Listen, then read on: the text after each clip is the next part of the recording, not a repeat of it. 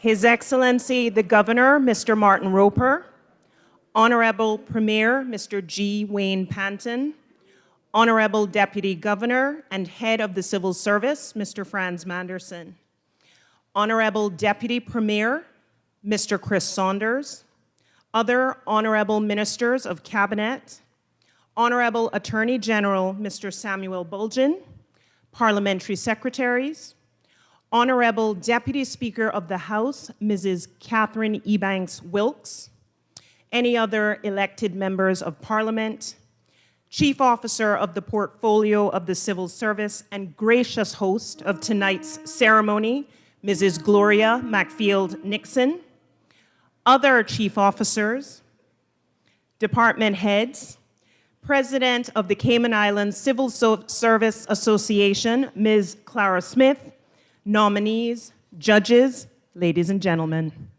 Good evening and welcome to the inaugural Deputy Governor's Team Awards ceremony.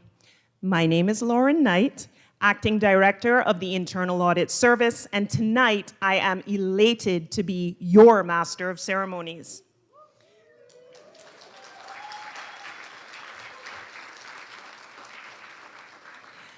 The Team Awards was an idea that the Deputy Governor first envisioned some time ago. Individual recognition, namely the Deputy Governor's Employee of the Year Awards program, is well established and has seen many individual winners. However, prior to 2020, there was no program to recognize and celebrate the contributions and achievements of teams. The Deputy Governor, being who he is, and knowing the importance of teamwork, was adamant about introducing team awards. Coincidentally, the discussions and groundwork to bring said awards to fruition occurred during a year when the civil service showcased some of the most rapid, inventive, and collaborative work ever delivered. With this, the Deputy Governor's idea took flight and the Team Awards were officially launched. 2020 was no ordinary year, but I'm sure no one in this room needs reminding. The government's response to the global pandemic necessitated a rapid, nimble, and innovative team approach. No man was an island. In fact, no department, no ministry was an island. Silos were quickly broken down to allow people to come together to advance the important work needed to keep the residents of this country as safe as possible from the threat of COVID-19. Teamwork during this period was obvious.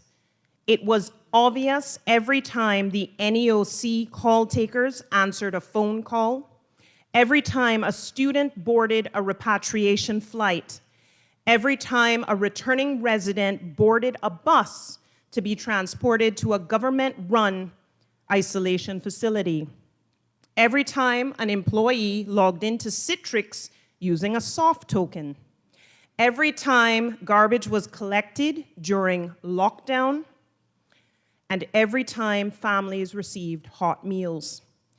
These are just a few examples of the extraordinary work that occurred in 2020.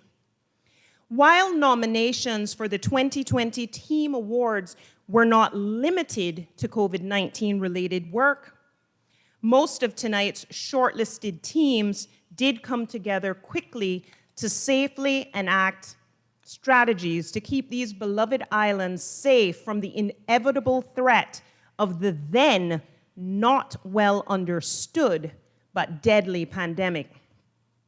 This teamwork cut across silos, not only bringing civil service entities together, but also uniting the civil service with the wider public sector and numerous private sector collaborators.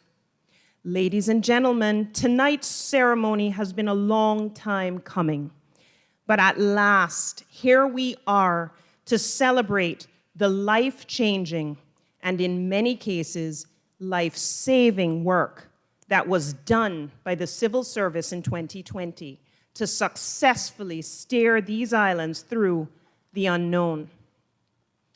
Now we will formally move into tonight's program, beginning with the singing of the national anthem and national song. I kindly ask our very own, amazingly talented Eric Nicholson to lead us in both.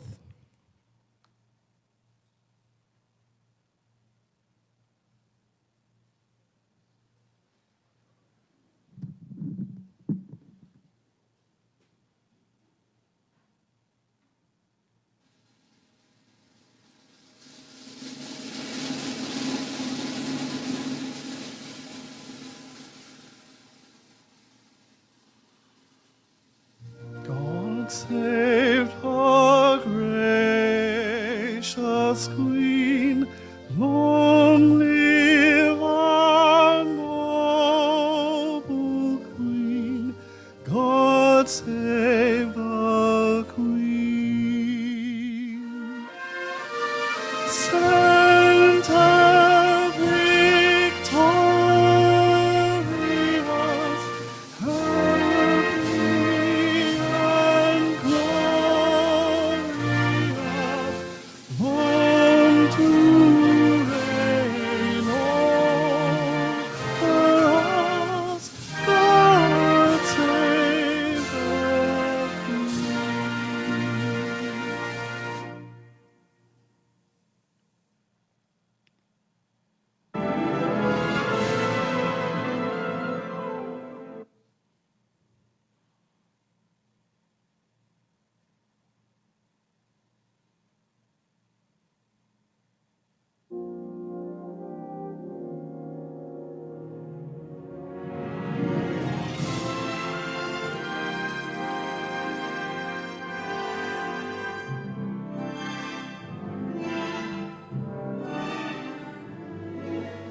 O land of soft, fresh breezes, of verdant trees so fair, with the Creator's glory reflected everywhere.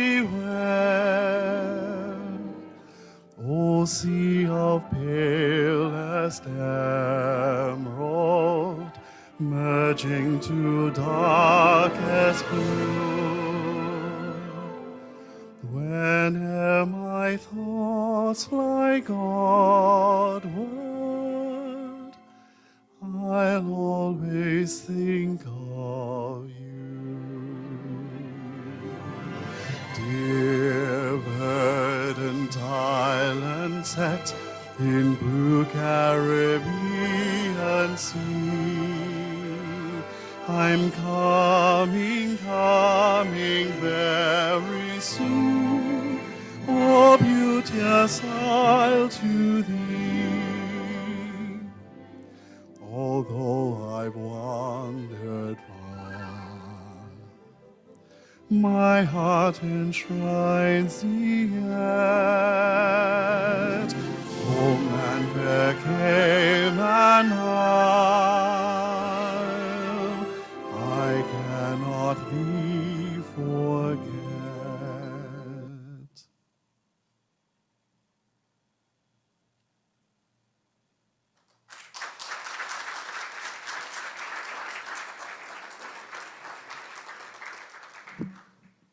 Thank you, Mr. Nicholson. Your talent never ceases to amaze me.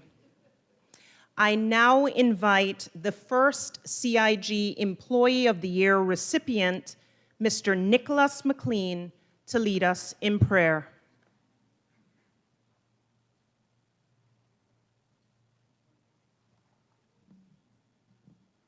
Good evening, everyone.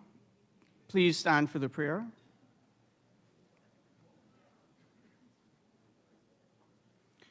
Let us pray. Dear Heavenly Father, we thank you for allowing us to be able to gather here tonight in your name to celebrate our fellow civil servants, spotlighting our high-performing teams who work so efficiently and cohesively together as shining examples to their organizations, the entire civil service, and the wider Cayman Islands community.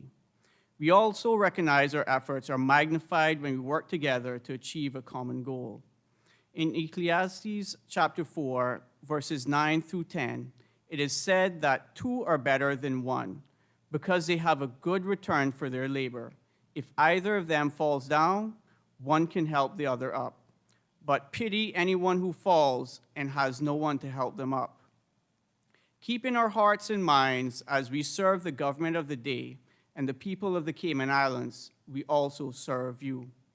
We acknowledge your grace and good fortune in being able to meet here in such a beautiful venue for such a wonderful event of commemoration, especially when in other areas of the world, people are still fraught with significant effects of the pandemic, gun violence, and war. We pray for your comfort to all those who are affected, to keep them safe and bring them some peace in their lives. We pray for those here locally as well that are experiencing their own struggles. Whatever difficulties they may be facing, we ask that you wrap them in your loving embrace and give them strength to carry on in their daily lives. We pray for your wisdom and guidance for each one of us as leaders in our respective organizations, for the ability to make the best decisions possible through your divine inspiration, for you to take what we have prepared and multiply our efforts as only you can. All things that we do for your glory. In Jesus' name we pray. Amen. You may be seated.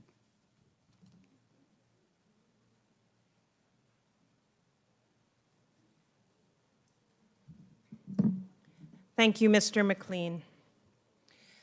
Many things had to happen to make tonight's ceremony possible, but perhaps no task was more difficult than selecting the finalists, and harder still, choosing the 2020 Team of the Year.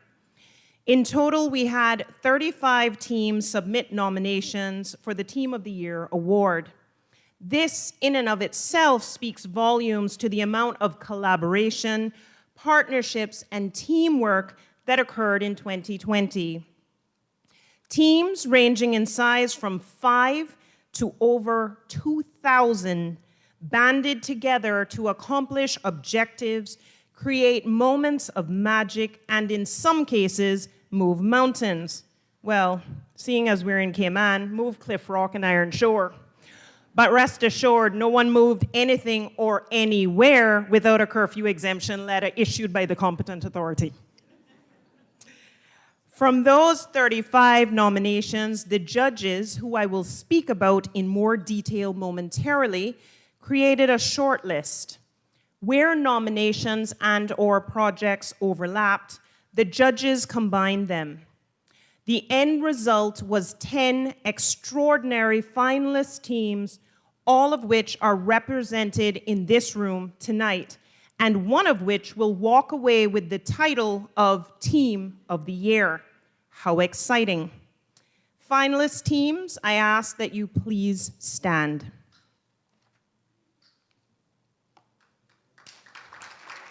Ladies and gentlemen, please join me in applauding these amazing teams and the remarkable work they did to get here tonight.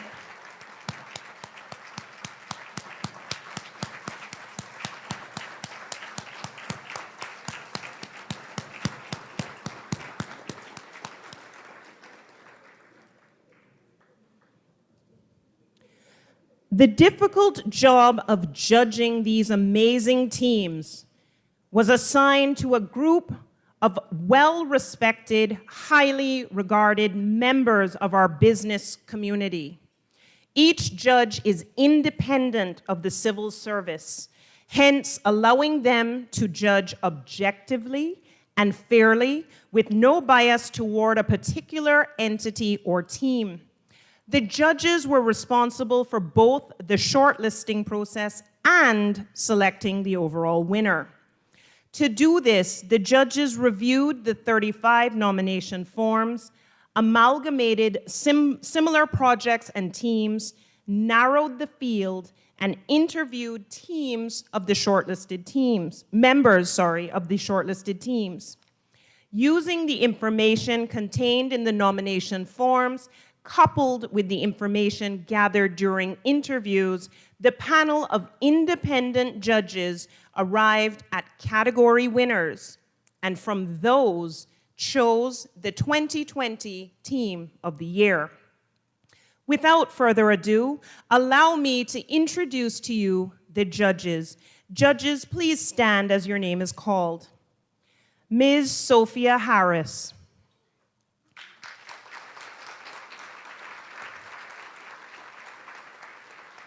Ms. Harris is a retired attorney, a past president of the Chamber of Commerce, and the current chairman of the Anti-Corruption Commission.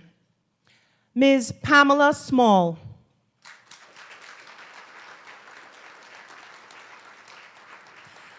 Ms. Small is the Vice President of Commercial and Customer Care at Logic Communications Limited. She is also the director of the Miss World Cayman Islands pageant. Mr. Orette Connor.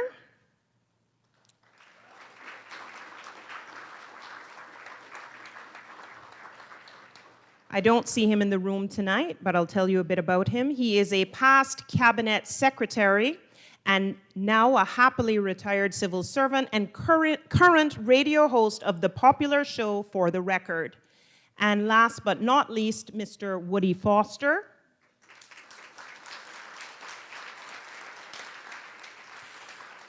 Mr. Foster has served as the managing director of Foster's Food Fair Supermarket since 1996 and is a past president of the Cayman Islands Chamber of Commerce. Ladies and gentlemen, let's give our judges a round of applause.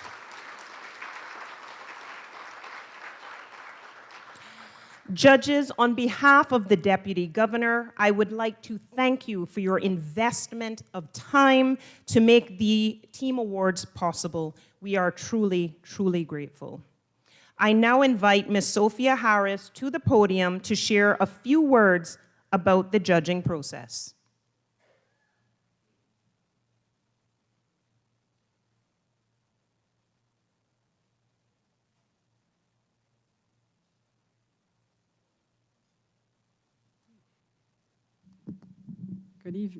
Good evening.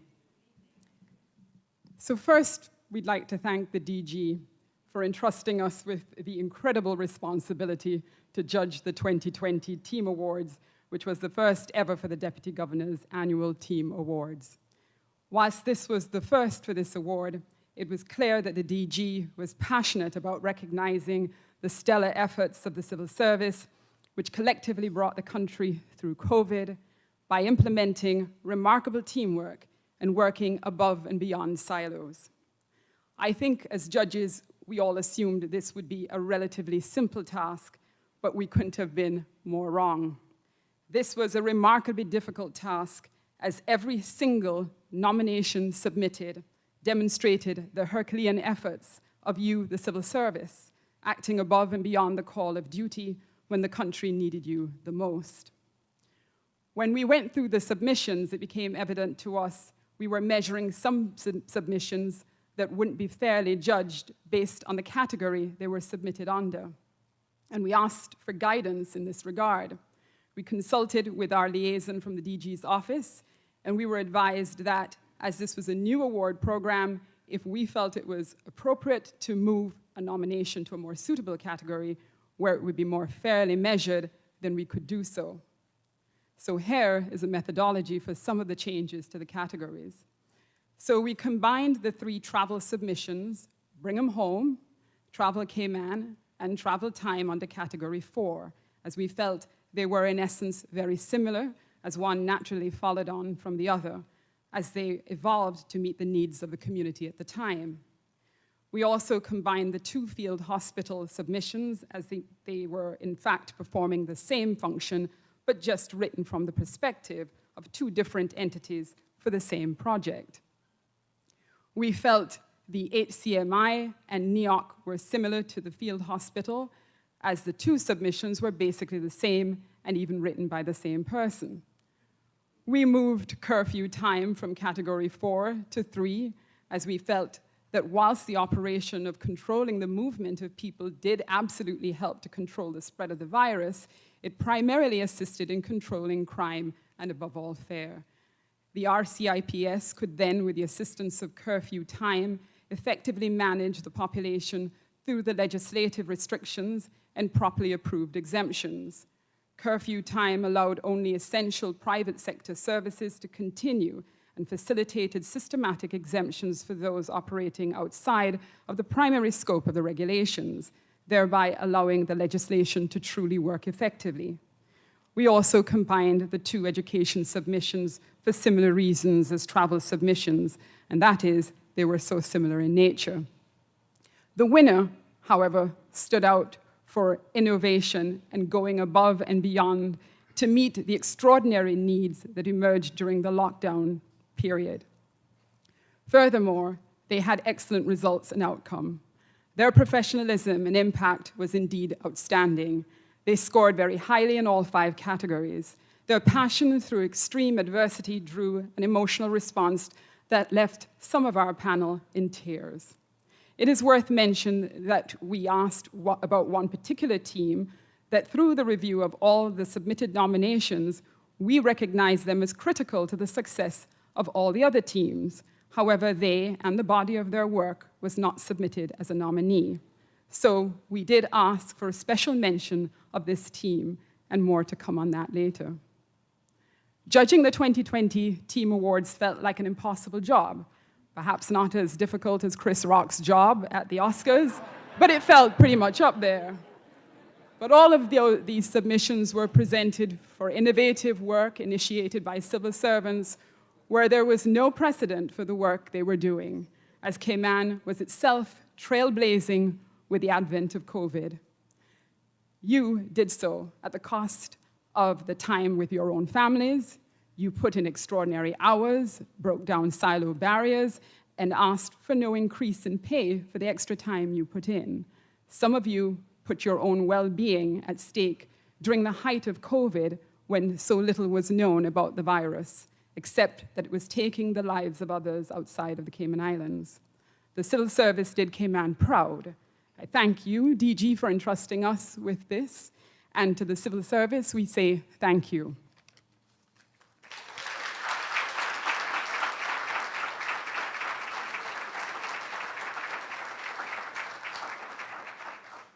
Thank you, Ms. Harris. Before we go any further, I feel it is important that we revisit 2020 and the significant work that was done by the civil service. To help take us back, I invite our very own Radio Cayman announcer, Ms. Shanda Gallego, and Mr. Lloyd Barker to narrate the journey that was 2020.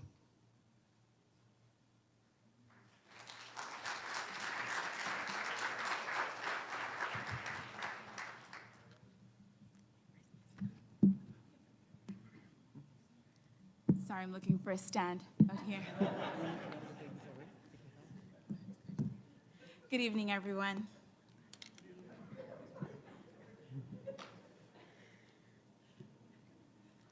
On January 30th, 2020, after the World Health Organization, WHO, confirmed human-to-human spread of the novel coronavirus, local stakeholders, including elected leaders, civil servants, and medical professionals, discussed how best to prepare and protect the Cayman Islands from this illness. In February 2020, local officials monitored global developments by closely communicating with the Pan American Health Organization, the Caribbean Public Health Agency, and Public Health England. Government broadcast its first COVID-19 community update.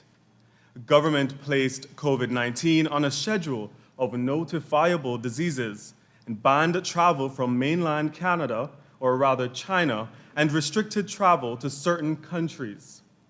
On the 26th of February, an elderly passenger from Carnival's Costa Luminosa was transported to Health City, Cayman Islands with heart attack symptoms. This became a significant event in our island's COVID-19 timeline, as you will hear soon. March 2020. A pivotal event happened on March 11th when WHO declared COVID-19 a pandemic, and Cayman kicked its response into high gear. Under Chief Medical Officer Dr. John Lee, Cayman became the first UK overseas territory to conduct domestic testing at the Health Services Authority in partnership with Public Health England. Test samples were sent to CARPHA, the Caribbean Public Health Agency, to confirm those results in a process that continues to operate today. On March 12th, we recorded our first coronavirus case. A comprehensive testing and tracing regime began, focusing on frontline and essential workers. Deputy Governor, the Honorable Franz Manderson, announced the activation of the Cayman Islands National Emergency Operations Center, NEOC. On the 14th of March, the Health City patient sadly passed, becoming Cayman's first recorded COVID-19 death. Government launched its coronavirus website and prohibited festive ceremonies and large public meetings with penalties for non-compliance. And the government outlined a series of plans or suppression levels for controlling COVID-19. Out of a 5-level escalation, level 5 is maximum suppression, level 4 is high suppression, level 3 is moderate suppression, level 2 is minimal suppression, and level 1 is all clear.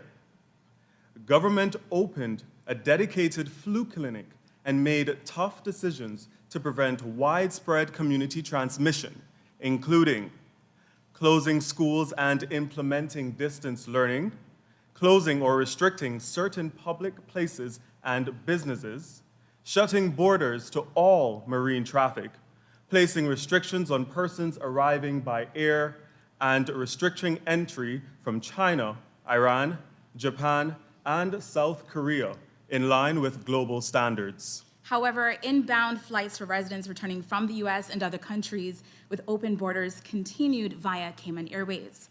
On March 23rd, responding to the country's first potential case of local transmission, government announced a 10-day lockdown. Local grocery stores implemented purchase limits on some products after panic buying by residents. Government set up a mental health hotline. On March 25th, government announced that all non-essential workers in both the private and public sectors were to stay home. Civil servants shifted to remote working as Cayman transitioned to its level 4 pandemic response, that is high suppression. Public gatherings were limited and curfew was held from 7 p.m. until 5 a.m. daily. Masks were required for essential workers. Grocery shopping and going to gas stations and banks was governed by last name day. The emergency travel helpline operated by the governor's office assisted persons traveling for medical reasons or returning to their home countries. Financial assistance was put in place for seamen and veterans, along with families currently receiving food vouchers and certain employees of the tourism industry. Pension and mortgage holidays were granted, and by the end of March, community transmission of the coronavirus was confirmed. The Ministry of Health announced the launch of an online self-assessment tool open to the public on March 30th, 2020. April 2020. On the 3rd of April, the Commissioner of Police reported the first prosecution for breach of curfew order had been completed. The man pleaded guilty and was sentenced to 4 months imprisonment. Government provided non-Caymanians in need with one-time food vouchers. The first repatriation flight to the UK was on the 7th of April, bringing Caymanians, including students, who wanted to return home, medical equipment and supplies, and some freight for supermarkets. Regular air bridge and repatriation flights were established for the UK and other destinations, including the US, Canada, India, the Philippines, Jamaica, Honduras, Mexico, Costa Rica, and the Dominican Republic. Ventilators became available. A full lockdown on Sundays was implemented, except for essential workers. The curfew timeframe was extended to 7 p.m. until 7 a.m., with only essential tasks during the day permitted.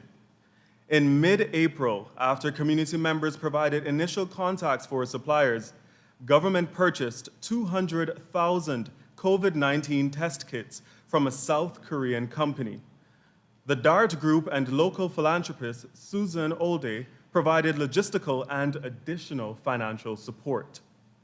Outdoor exercise was allowed between 5:15 a.m. and 6:45 p.m. with a prohibition to driving to access exercise. On the 24th of April, it was confirmed that all educational institutions would remain shut until the end of the academic year. By the end of April, 30,000 full personal protective equipment, PPE, kits arrived on island. This is May 2020. From May 4th, Grand Cayman moved from level 5, maximum suppression, to level 4, high suppression, based on an evaluation of risk in the community. Now, a major milestone was reached on May 5th, when restrictions pertaining to Little Cayman were lifted, after 94% of the island's population had been tested for COVID-19 and returned negative results. The HSA completed setting up a 60-bed field hospital in case its main campus reached point or patient capacity. Boating was allowed for fishing only. Masks became a legal requirement, and beach access was allowed for exercise only. On May 18th, the Sunday curfew was lifted.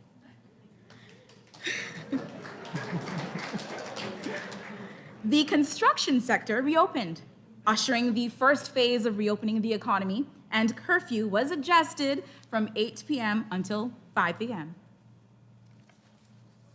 By May 21st, the community policing branch of the Royal Cayman Islands Police Service had distributed nearly 24,000 reusable cloth masks to residents across the Cayman Islands, with 41,000 more distributed later. Now we are at June 2020. Restrictions were further eased in 2 tranches on the 1st of June and the 7th of June, permitting an expansion of allowed activities within the level 3 moderate suppression phase. 6 persons could now gather together. Outdoor bar and restaurant service resumed. Public transport resumed at half capacity. And leisure boating was permitted with restrictions. On the 19th of June, antibody testing began on the island. By mid-June, NEOC was deactivated. Nightly curfew, daytime shelter-in-place regulations, and beach access restrictions were lifted. The number of persons allowed to gather then increased to 25. On the 21st of June, Grand Cayman moved to level 2, minimal suppression. The emphasis shifted from stay home Cayman, or Tanayayad, to stay safe Cayman. Free COVID-19 testing was offered to everyone. The NEOC's Support Services Subcommittee procured 100,000 masks. The DART group helped procure the masks from US-based company Hanes, which originally were not to be sold outside of the country. By July 3rd, almost 2,000 computers had already been donated in partnership with the private sector, and government funding was approved to finance the remainder of computers for approximately 5,000 students. As of July 15th, the online symptom checker had been used 43,599 times. By July 19th, the expected further relaxation of restrictions began on schedule. This included an increase of the public gathering limit from 25 to 50. Dancing and karaoke and nightclubs reopened with some restrictions, such as physical distancing, and contact sports were also permitted to resume. August 2020, the border closure was extended until at least October 1st. The number of persons allowed to gather also increased to 250. And for September 2020, on the 17th of September, British Airways brought the first passengers who would isolate in Cayman's trial quarantine at home program. October 2020, fewer than 1,000 visitors were allowed to come to the Cayman Islands under the quarantine at home program. As of November 7th, travelers residing in Cayman Brac and Little Cayman were permitted to quarantine at their residence. December 2020. Still aiming to stay safe, we ended 2020 with a total of 338 confirmed cases. The national vaccination program began its official rollout on January 8th, 2021. Thank you. Thank you.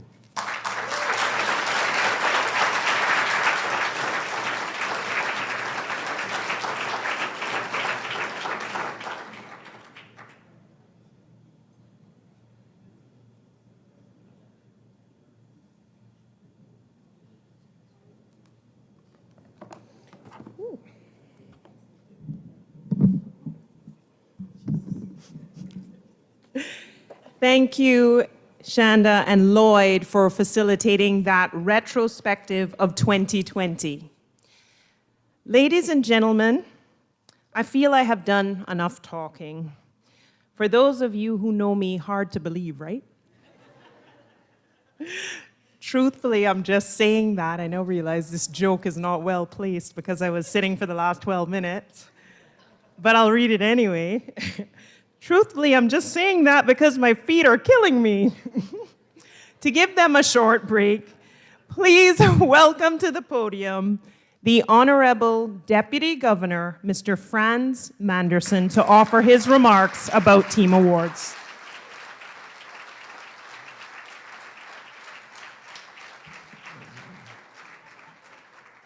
Thank you and good evening, everyone. It's a great pleasure for me to be here. Protocol has been established, but do allow me to welcome His Excellency and the Premier and my cabinet colleagues. And my wife is here, so I must say hello to her. Yes. Tonight is about teams, but I do want to start by recognizing two individuals. And ladies before gentlemen, so tonight we have in our midst a very special civil servant who has served the government and the people of the Cayman Islands with distinction for 50 years.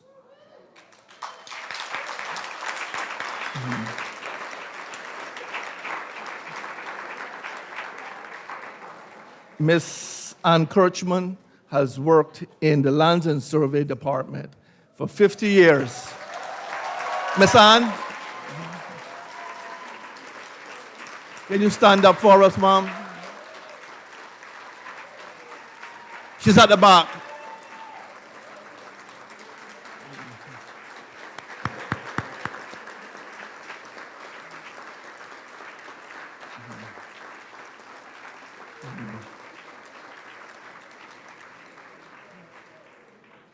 Thank you. That is well deserved. And Ms. Kirchman, we are so honored to have you here with us this evening, and we sincerely thank you for your service.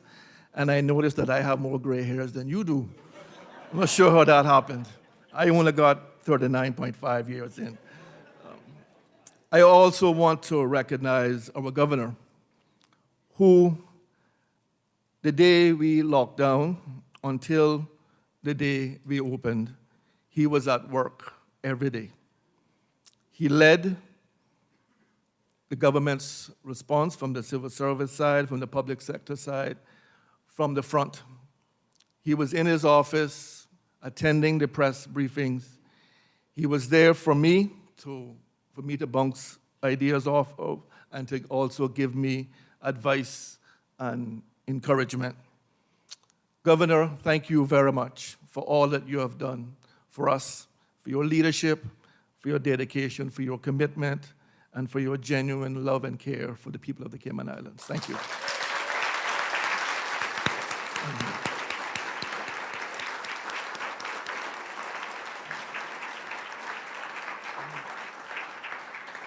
Well deserved. Teamwork makes the dream work. Danny? Where's Danny? Yeah. That was what I heard a lot when I walked into the NEOC every morning for over 100 days. It was by far one of the it was the greatest challenge that I have ever faced as in my long career in the civil service. But it also was one of the most proudest moments of my career. getting to having this pleasure, distinct pleasure, to work with so many dedicated persons of the public service, the private sector, working with our elected leaders, working with the opposition, working with everyone for one common purpose, and that was to keep our people safe. I've often said that when we all come together, the private sector, the government, the public sector, the civil service, we are unbeatable, we are unmatched. And we saw that over and over again. Teams have a leader, but everyone supports that leader. They are like a family. They are unshakable. They are dedicated. They are committed. On their watch, the job will get done. They are innovative. They take risks. They are purposeful, nimble, decisive. That was what I saw on a daily basis throughout the entire public service. We became one. There was no silos, as Ms. Lauren said. It was just teams. We became a family. I remember listening to the Zoom calls and hearing Ms. Lizette. Ms. Lizette, where are you? There you go. Ms. Lizette was always purposeful and always confident. DG, we can do that. Her team at HSA, the team at Health City, Nurse Hazel, who became a household name to us. Where are you, Ms. Nurse Hazel? I know I saw you earlier. Yeah, there she is. They have been outstanding partners with us. They've been there with us every day. And today, they continue to risk their lives to treat COVID-positive patients. Thank you.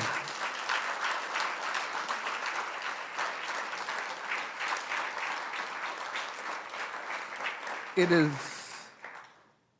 our Minister of Health announced today that we have one patient in hospital. The work we did in 2020, in 2021, and today is why we have one patient in hospital. Why the number of deaths are relatively low compared to our neighbors. We have a lot to be proud of. We have to celebrate. Celebrate.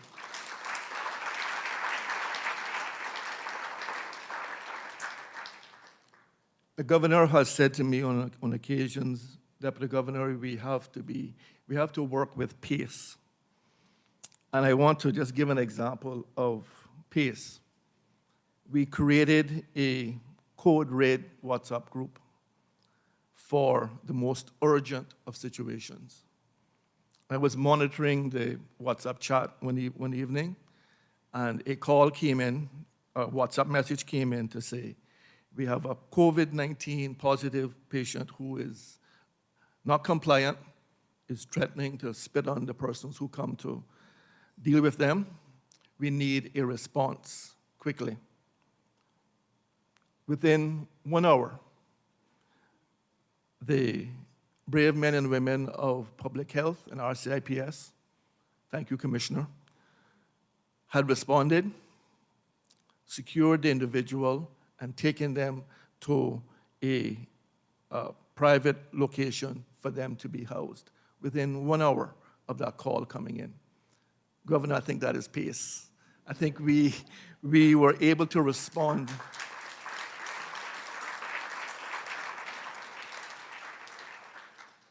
Serious risk to the persons who responded, but there was no hesitation. We had to deal with that incident, otherwise other person's life was in danger. So you will hear me say on many occasions how proud I am to be Deputy Governor. Now you hear why. I get to work with some amazing people every day who just don't make other people's lives better, they make my life better. All of this that we do is for two reasons. to serve the government of the day with passion and conviction, and to serve the people of the Cayman Islands with dedication and commitment. That is what the civil service is all about. The government, the people you elect, trust us to carry out their policy priorities. And you can hear that we have done that to the very best of our ability and to a very high standard.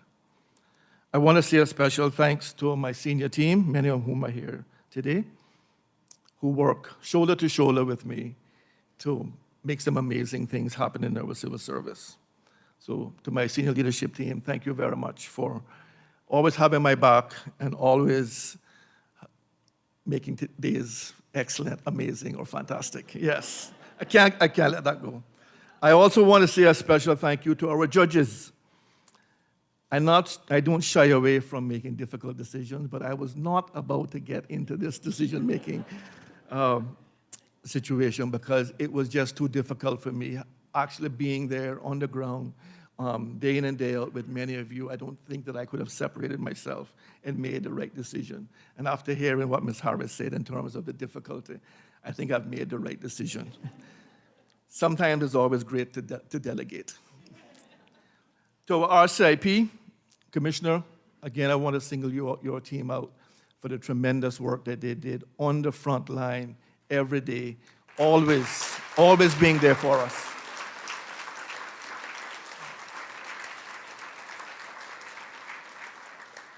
It's been a real privilege and pleasure to work with the Commissioner and his team, many of who are here this evening. We sincerely thank you. I now want to do what's next on the program, to hear about the winners and the teams and get to hear about the movements of magic.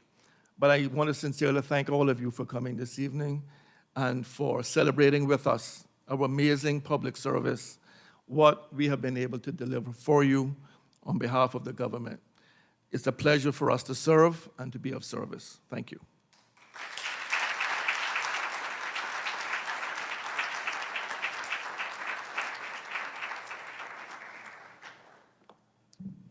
Thank you, Mr. Manderson. We're getting closer, folks. However, before we move into the awards, please join me in observing a moment of silence for Mr. Levi Allen, 2018 CIG Employee of the Year, who departed this world last year. Before Mr. Allen left us, he started one of the teams that we are celebrating here tonight. So please join me in remembering this extraordinary individual.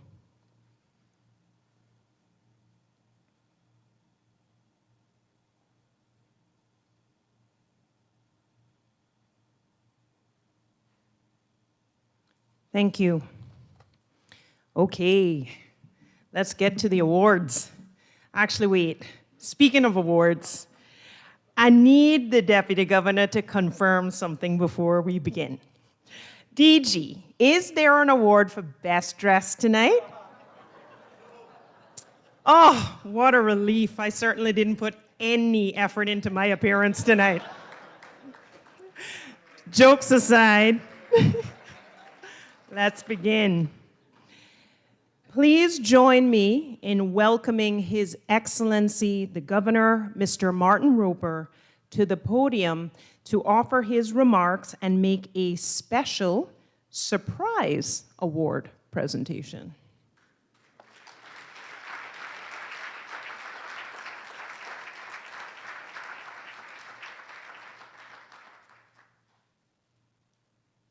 Right, I think there's some height discrimination going on with both the podium and the microphone, which is going to collapse by the end of the night through.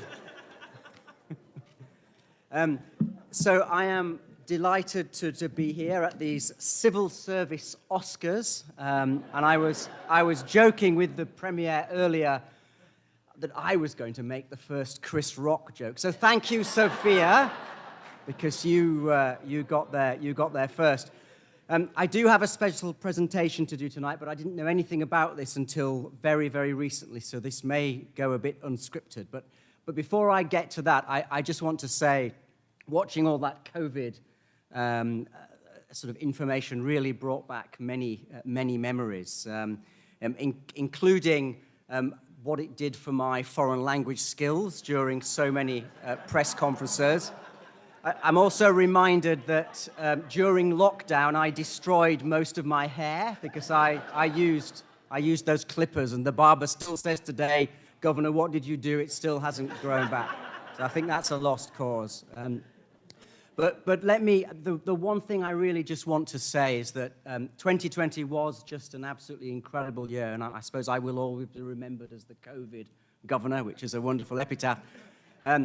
But if you look around the world, and in this I include the previous government and this current government, but particularly the civil service, if you look around the world, there probably isn't a better response to COVID anywhere. I mean, and I get...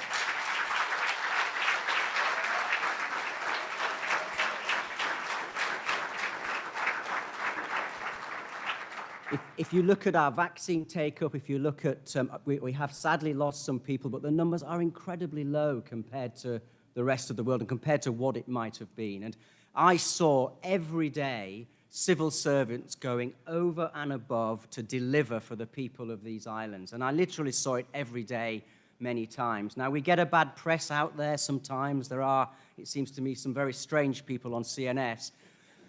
But the civil service did an absolutely incredible job, and you can all be very proud of that. So I want to just say thank you and pay tribute to everybody. I should become a stand-up comedian, I think.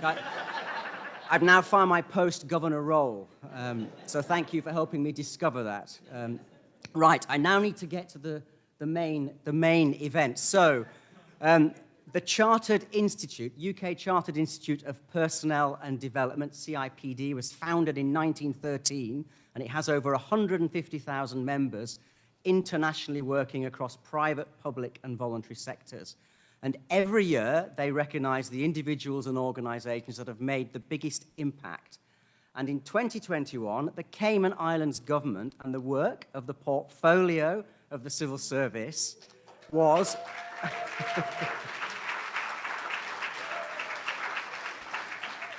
was nominated, and we've managed to keep this a big secret from certain people in this room that I was going to do this tonight. So the nomination highlighted the strategic work being done to modernize HR practices and improve leadership development. It also covered the specific circumstances and challenges that arose because of the global pandemic, and we've heard all the brilliant examples of what was done.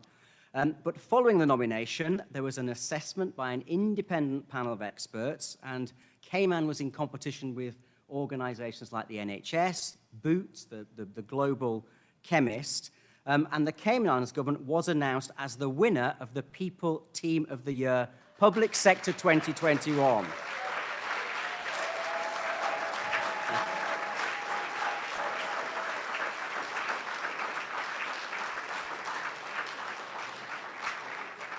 Now, that is a quite extraordinary achievement for these islands set against such incredible competition. So I just want to invite the Chief Officer of the portfolio of the Civil Service, Mrs. Gloria McField-Nixon, who knew nothing about this, to collect a certificate.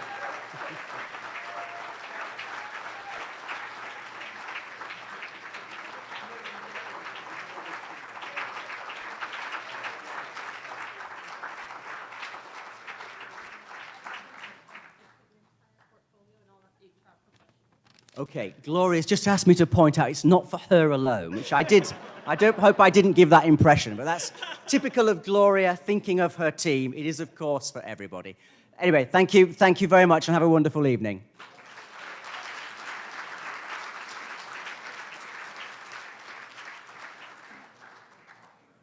Just give me 30 seconds to adjust the mic. I got it. Thank you, Your Excellency. And now we begin with Category 1, building a strong economy and achieving employment opportunities for Caymanians. There were 4 team submissions in this category, from which 2 finalists were selected. The finalists are the Cayman Islands Center for Business Development's Micro, Small, and Medium Enterprises COVID-19 Relief Programs, and the Public Works Department's Construction Trade Training Program. Following is a brief recap of the work carried out by these teams. The Cayman Islands Center for Business Development's Micro, Small, and Medium Enterprises COVID-19 Relief Program, led by Ms. Althea West Myers and consisting of 11 team members, involved the design and implementation of 3 phases of grant and loan programs, along with a program of technical assistance and training offered free of charge to help business owners navigate the uncertainty of COVID-19. 1,500 small businesses were granted $9 million. 27 small businesses received $1 million in loans, and training sessions were delivered to 400 business owners over the period.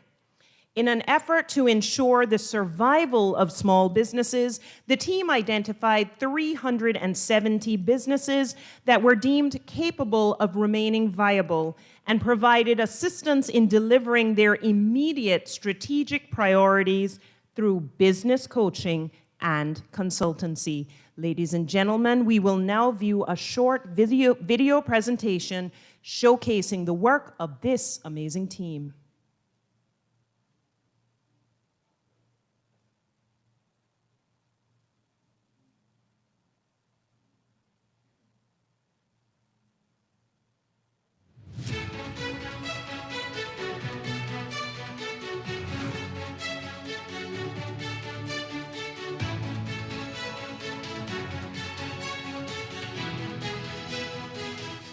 One of the things that we wanted to ensure was that the businesses didn't just survive.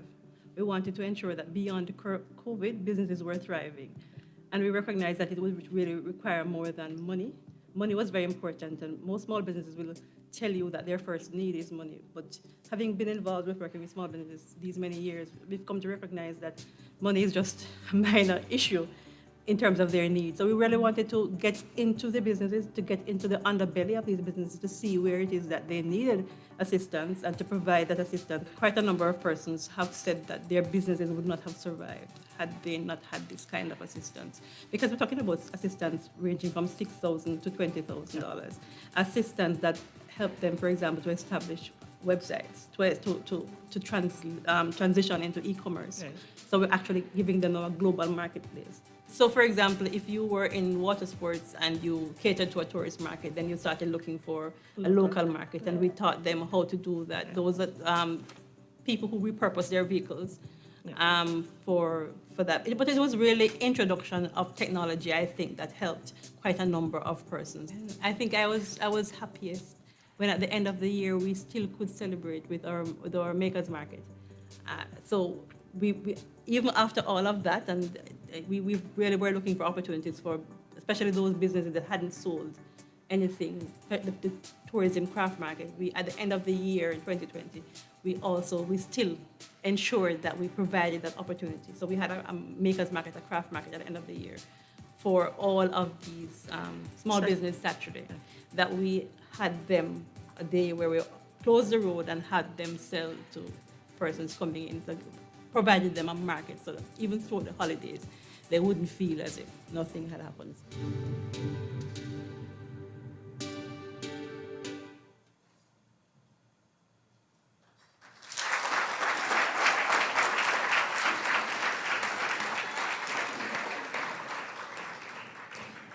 Next up, the PWD Construction Trades Training Program, which consisted of 5 team members and was led by Glenda Martin and Eric Green. This program quickly transitioned from hands-on, in-person, practical construction experience for 25 apprentices to online training facilitated via Zoom. This team brainstormed and came up with creative ways of teaching the apprentices. For example, apprentices were asked to measure a room or their entire home to ensure that their air conditioning unit was able to handle the load. Let's take a moment to view the awesome work of the PWD team.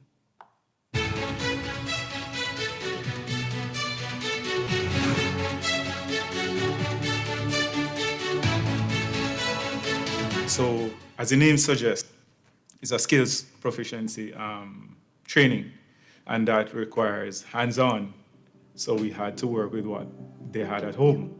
So how do you teach block lane? How do you teach electrical? How do you teach AC while you're at home, right? So if you have an AC unit at home, oftentimes it's tempted to go there and fool around with that AC while your mother is there. That's very risky.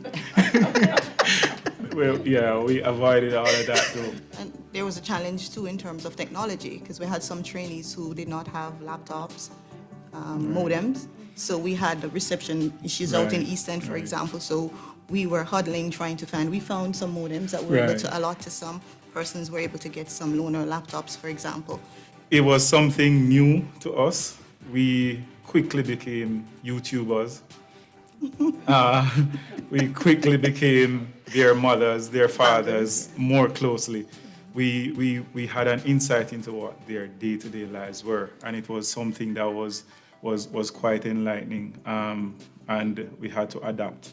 And what's remarkable is not just the fact that we were changing in response to COVID, but we also had some internal changes. So we were actually operating at less than 50% or staff complement for the unit. When I was doing the projection in terms of reporting for what the outcome could be at the end of that period, I was anticipating a 50%. We did not see much of an interruption in our deliverables and the outcome for the program. And we now know that they don't need to be in that classroom. So even when we're coming out of lockdown, we were able to stagger classes. What came out of COVID, the lockdown, was that we didn't need to incur that additional cost to bring in our assessor. We're empowering young Caymanians through training and development. And it spills out into the wider community in that. So the program started from an identification of a shortage in certain skill areas on island. So persons would have to be brought on island to take care, to fill certain roles. So in the wider community, these trainees are filling that gap. And what we're turning out is internationally certified, employable young Caymanians ready for work in the construction industry.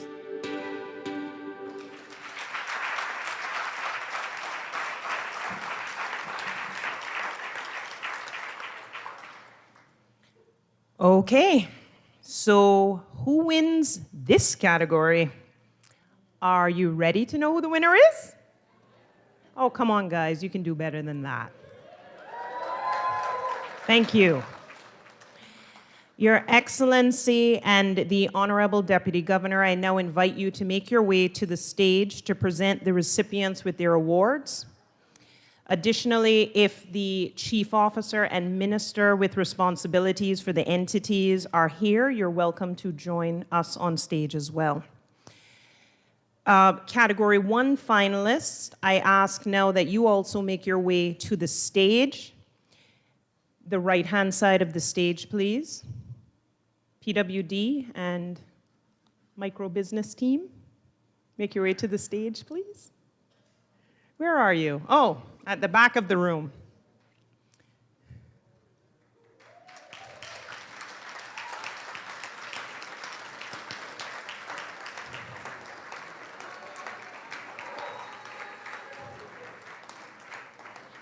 If you are all unable to fit on the stage, I just ask that you stand at the front of the stage.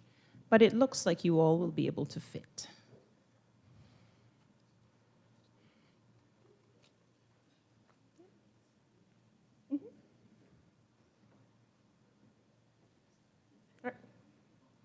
Yep. You can actually go on the stage. Sorry, I thought you meant this side of the stage. I didn't realize you were coming right behind me. Yes.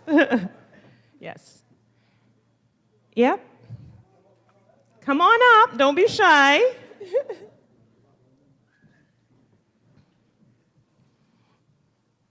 All right.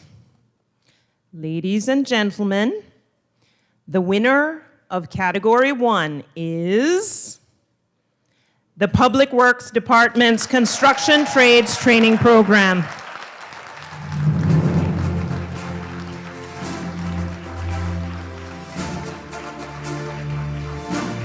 Don't leave the stage yet, ladies. Don't leave. Which means the Cayman Islands Center for Business Development is the runner-up. Congratulations to both teams.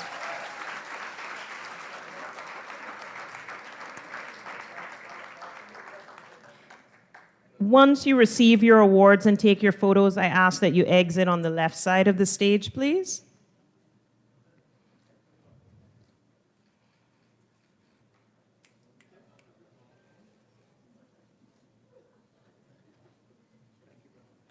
Thank you and congratulations.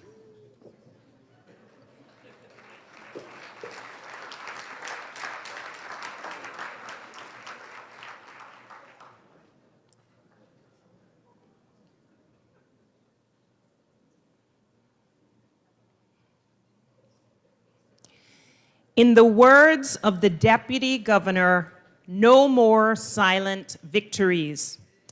So, in addition to the main categories that are being celebrated tonight, we are also using this opportunity to showcase several moments of magic that occurred in 2020. Moments of magic are those moments when, as if by magic, civil servants achieve swift and remarkable results, all of which make the lives of those we serve better. Please join me in welcoming the Chief Officer of the Ministry of Investment, Innovation, and Social Development, Mr. Eric Bush, to the stage to share brief remarks about the first remarkable Moments of Magic team. They just picked me because I was tall. Good evening. It's my pleasure tonight to announce the first recipient of the Moment of Magic. This entity, as we've heard, well, let me back up. You know, it takes a lot to build a house. It takes a lot to produce Herculean results. And this department was at the backbone, was at the start, in between, and at the finish of our entire response. As we locked down, the civil service departments, the 100 or so ministries, departments, and entities never stopped working. But there's a reason we never stopped working. Because the entity that serves us every day with our IT and our computer services was there on the front line with us, and in the first 3 weeks got thousands of employees that were used to working in the offices, effectively working from home. So the first moment of magic goes to the computer services department.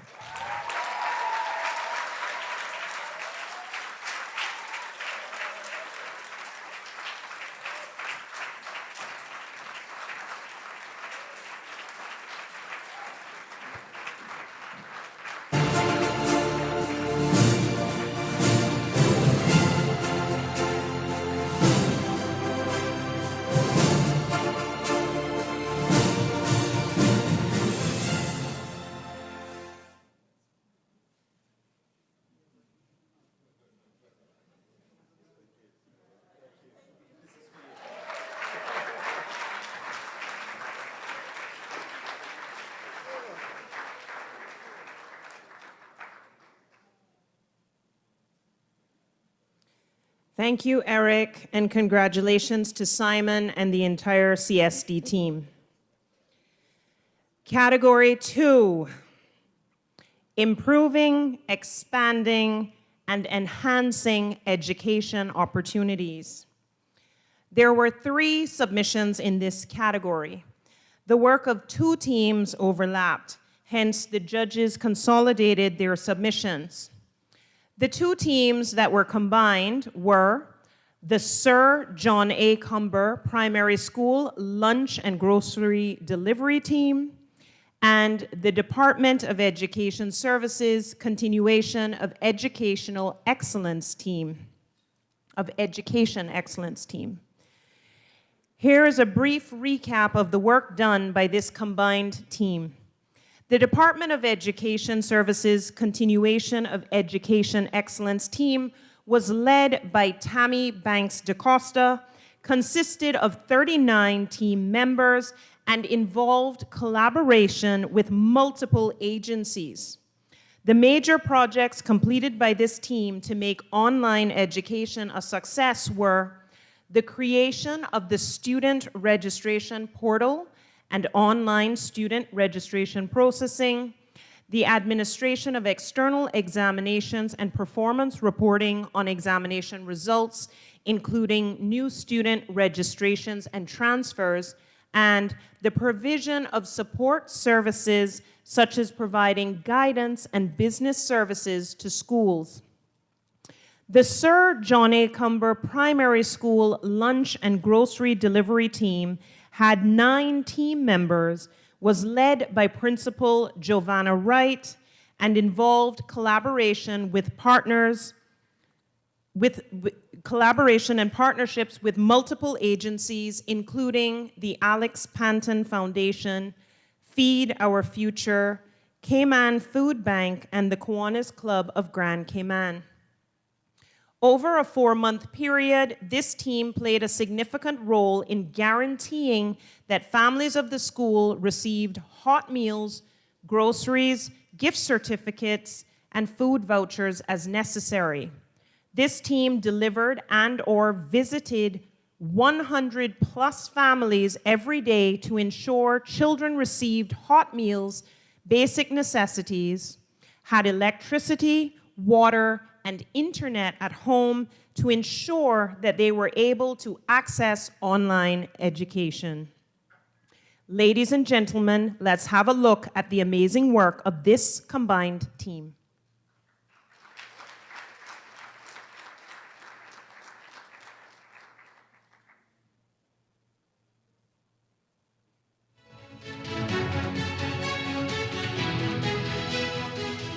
So speaking first to the continuity of education from an instructional standpoint, once we recognized that the possibility was there that this would impact the Cayman Islands, we moved immediately to our principals and said, start to prepare paper packs, all right? So that if we have to go tomorrow, students have something they can take home. So that was the very first thing we did. As we were getting those ready, we got the word, yes, we are closing.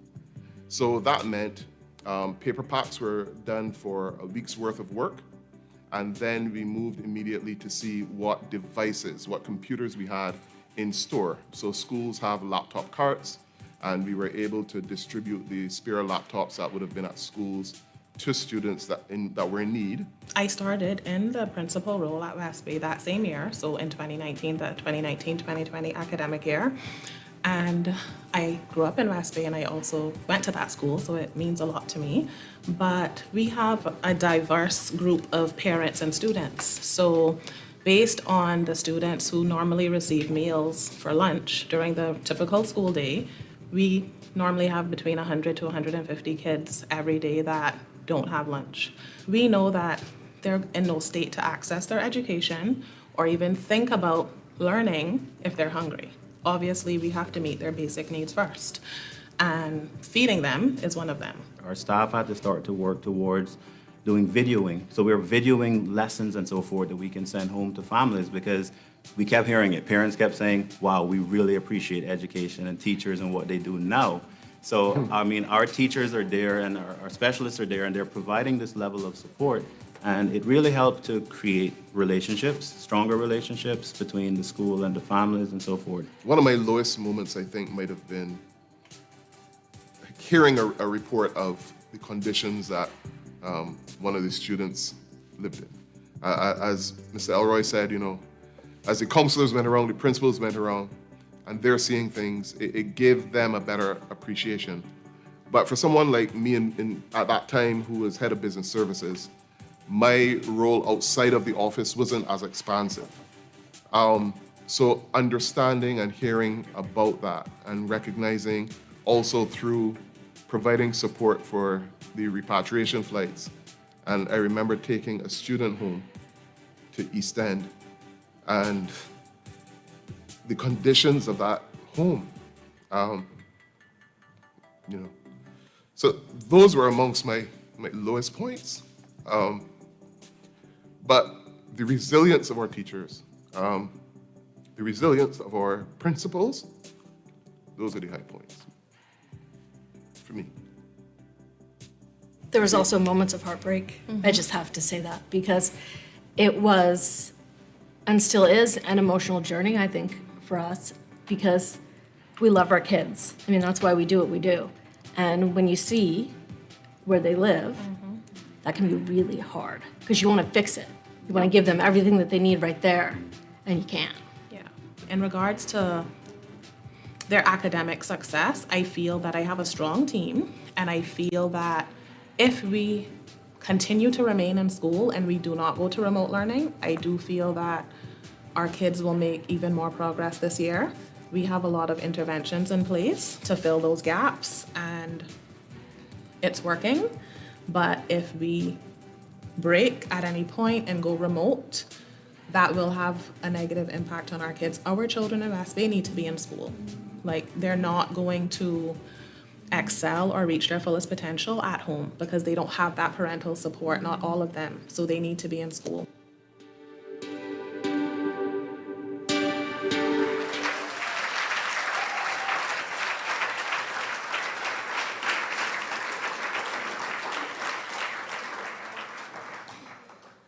I now ask the members of the combined team to make their way to the right-hand side of the stage, please.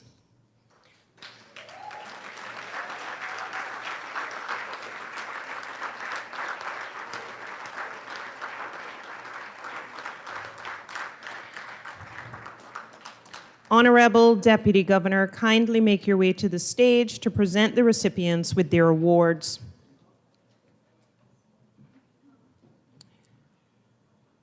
I see that the Chief Officer for Education is here. If you would like to join the team on stage as well, and certainly if the Minister is here, feel free to join this amazing combined team on stage.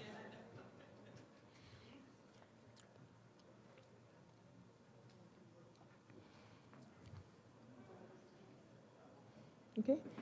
You can make your way over. Yep. Spread yourselves out on the stage. And certainly if there's spillover, you can line up in the front.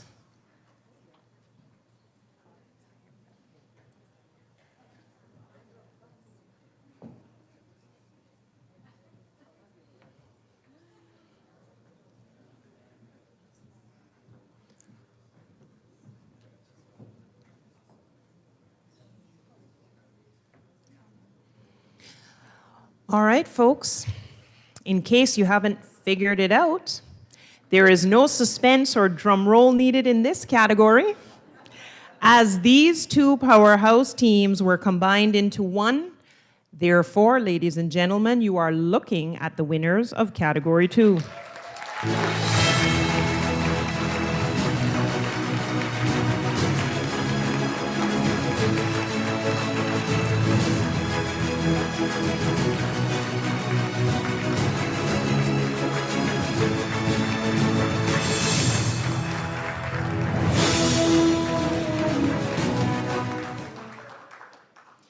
Congratulations to this amazing combined team.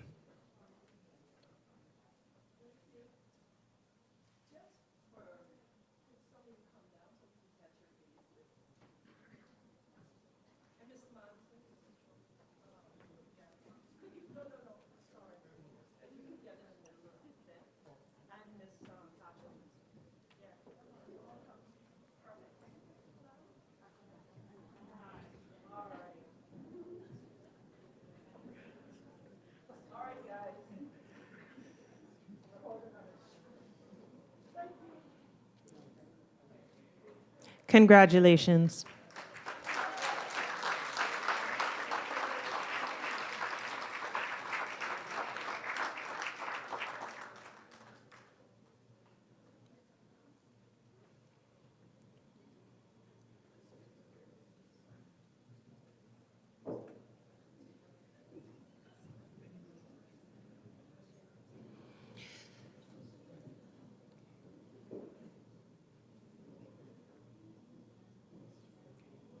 Now, for our second Moments of Magic recipient, please join me in welcoming the Chief Officer of the Portfolio of the Civil Service, Mrs. Gloria Macfield Nixon, to the stage to share brief remarks about the second remarkable Moments of Magic team.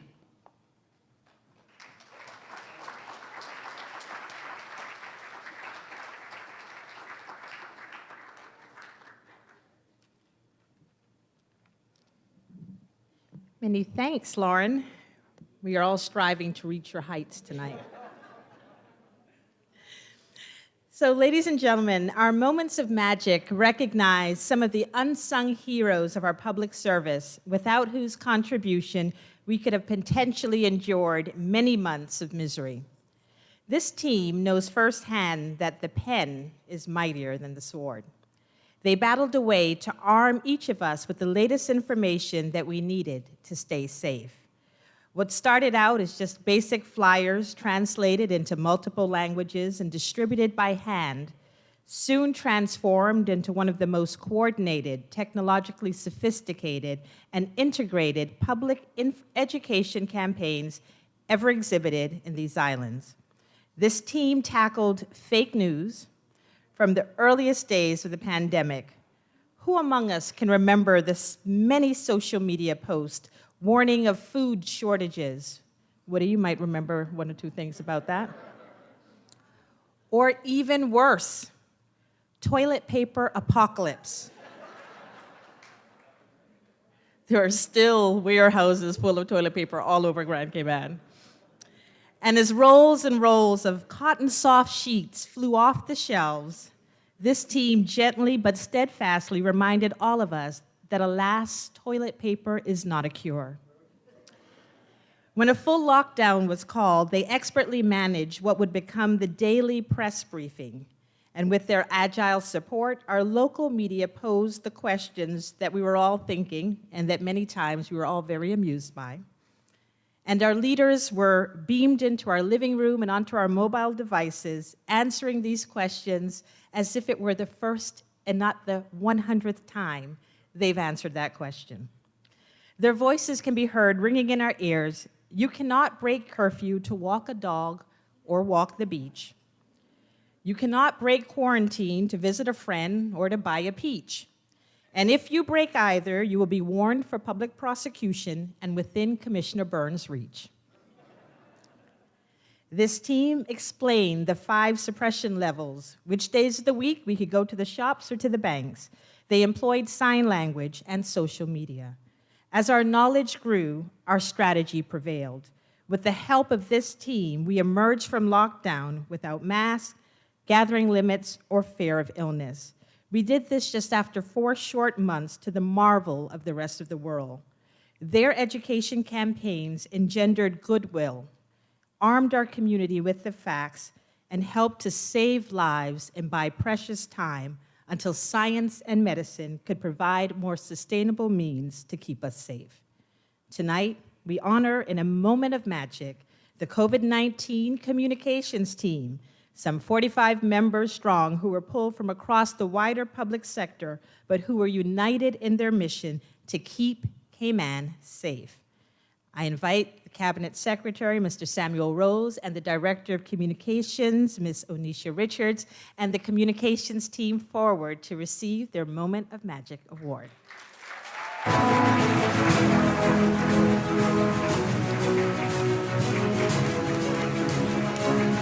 And Premier, if you could please join us.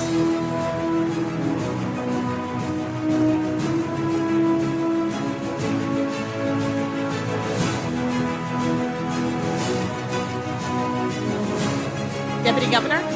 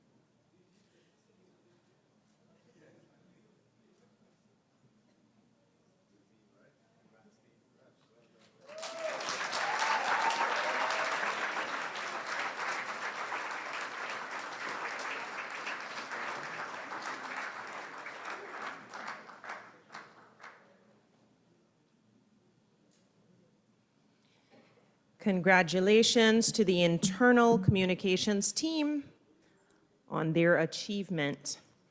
Now we move on to category 3, reducing crime and the fear of crime. There are 2 teams in this category, curfew time and the family support unit's child sexual and domestic violence investigation teams. Curfew time, which I'm sure everyone in this room has either heard of or received a letter from, was comprised of 17 members and was led by Chief Officer Eric Bush and Deputy Chief Officer Andrea Famoy. Curfew time's purpose was to consider and issue exemptions to allow movement of employees of essential businesses and to issue exemptions for other circumstances beyond the scope of the public health regulations for the prevention, suppression, and control of COVID-19. Curfew time consisted of a core team of ministry staff working collaboratively with several volunteers from other parts of the wider public sector, including volunteers from the Internal Audit Service, the portfolio of the Civil Service, the RCIPS, and OFREG. Curfew time aided vital movement to allow for the continued provision of essential services in the Cayman Islands, as well as facilitated a phased and safe reopening of the local economy. Ladies and gentlemen, let's take a look at the work done by the curfew time team.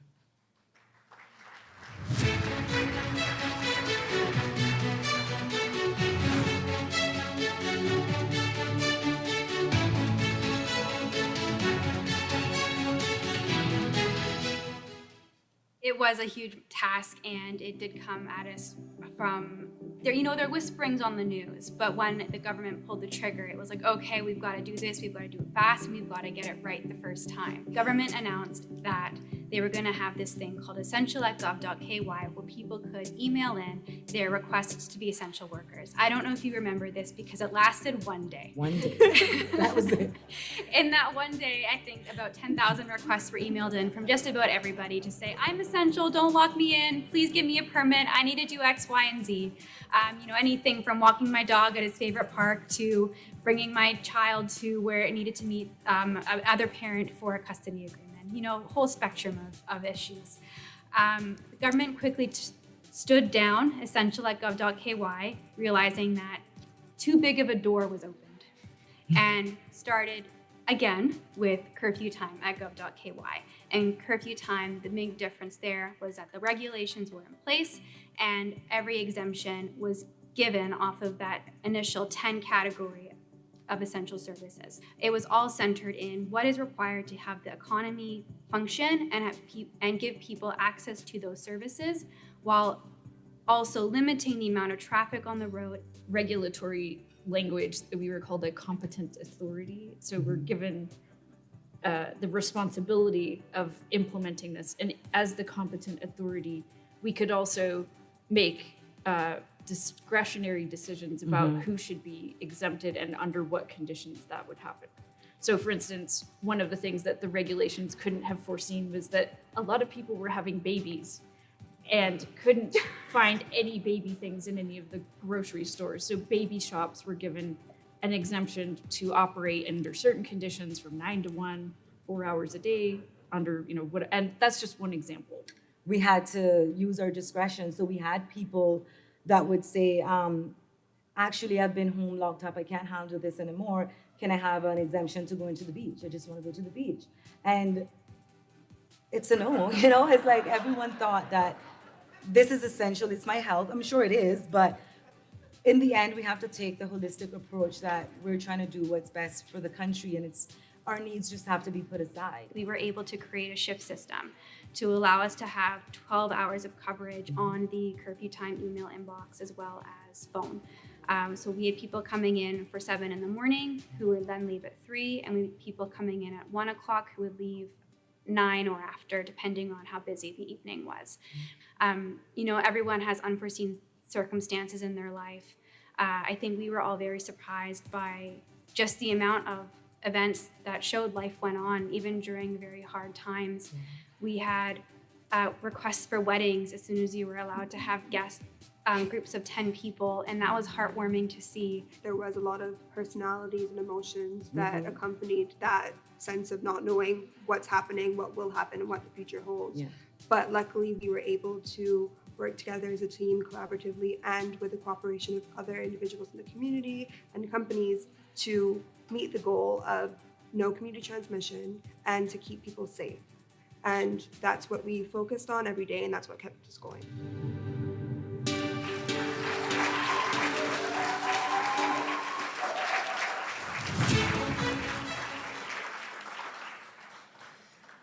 Next up is the Family Support Unit's Child Sexual and Domestic Violence Investigation Teams, led by Dacia Scott. At the commencement of the COVID-19 pandemic, this combined team of 13 was immediately withdrawn from their regular roles and responsibilities and placed on a roster to accommodate high visibility police presence throughout the islands. This team is the only RCIPS team that provides safeguarding for the most vulnerable in our community, our children and victims of domestic violence. Both victims of domestic abuse and child sexual abuse have ongoing needs long after the matter has been investigated and is placed before the court. Officers made it their duty, despite working incredibly long hours, to review cases, provide continued support to victims, including the facilitation of home visits, all while adhering to COVID-19 restrictions. Ladies and gentlemen, let's take a look at the work of this life-changing team.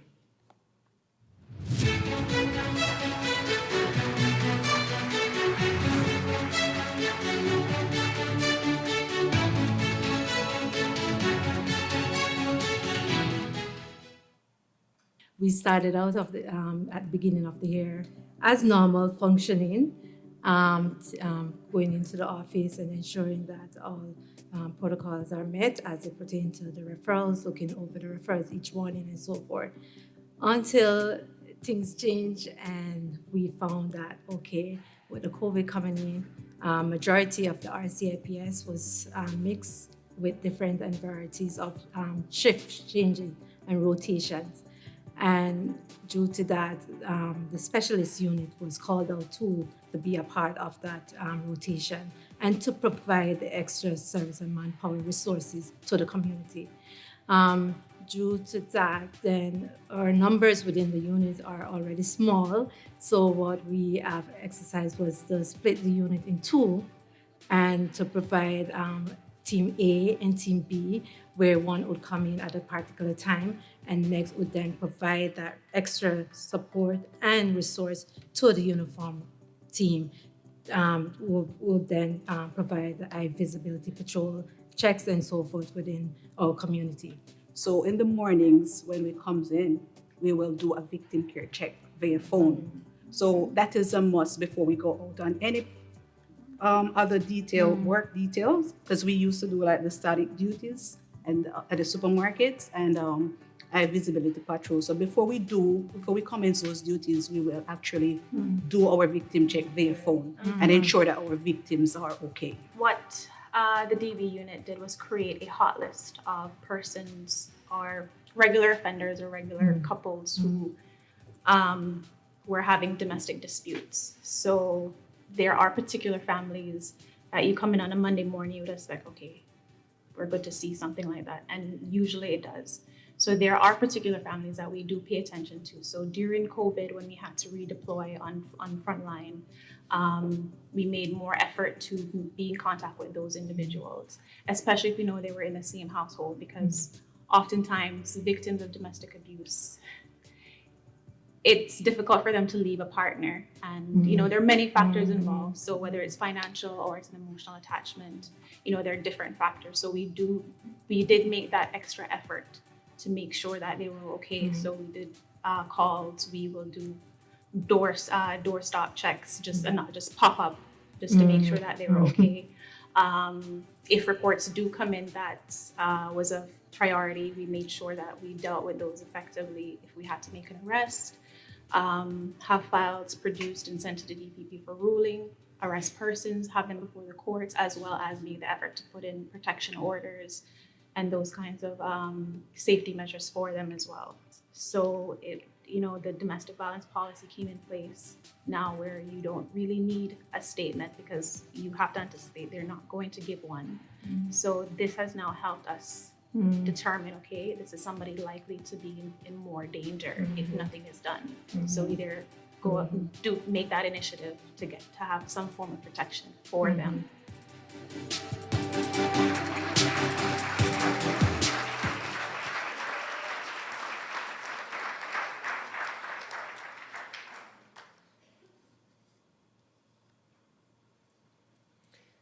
Okay, now that we've seen the work of both teams, let's find out who the winner of Category 3 is.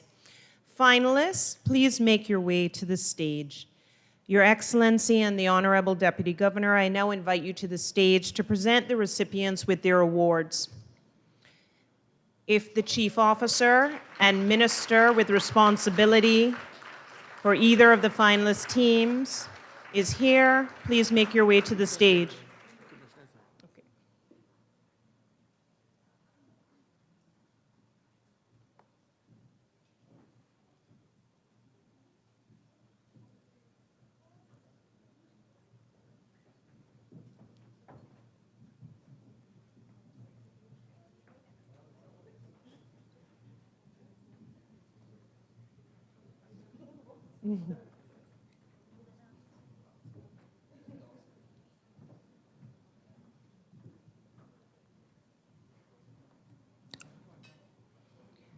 All right, I won't keep you waiting any longer.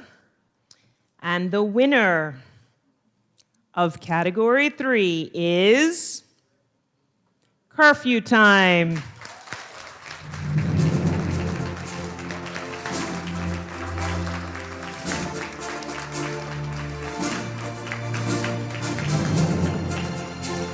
Which means the Family Support Unit's Child Sexual and Domestic Violence Investigation Team is the runner-up. Congratulations to both finalists for making it this far.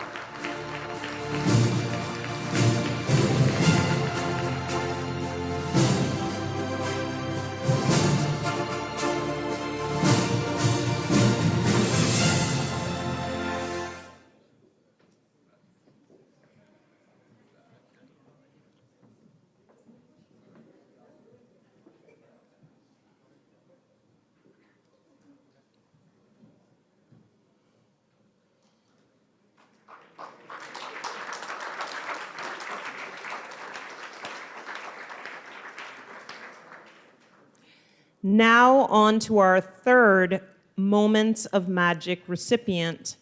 Please join me in welcoming the CEO of the Health Services Authority, Ms. Lizette Yearwood, to the stage to share brief remarks about the third remarkable Moments of Magic team.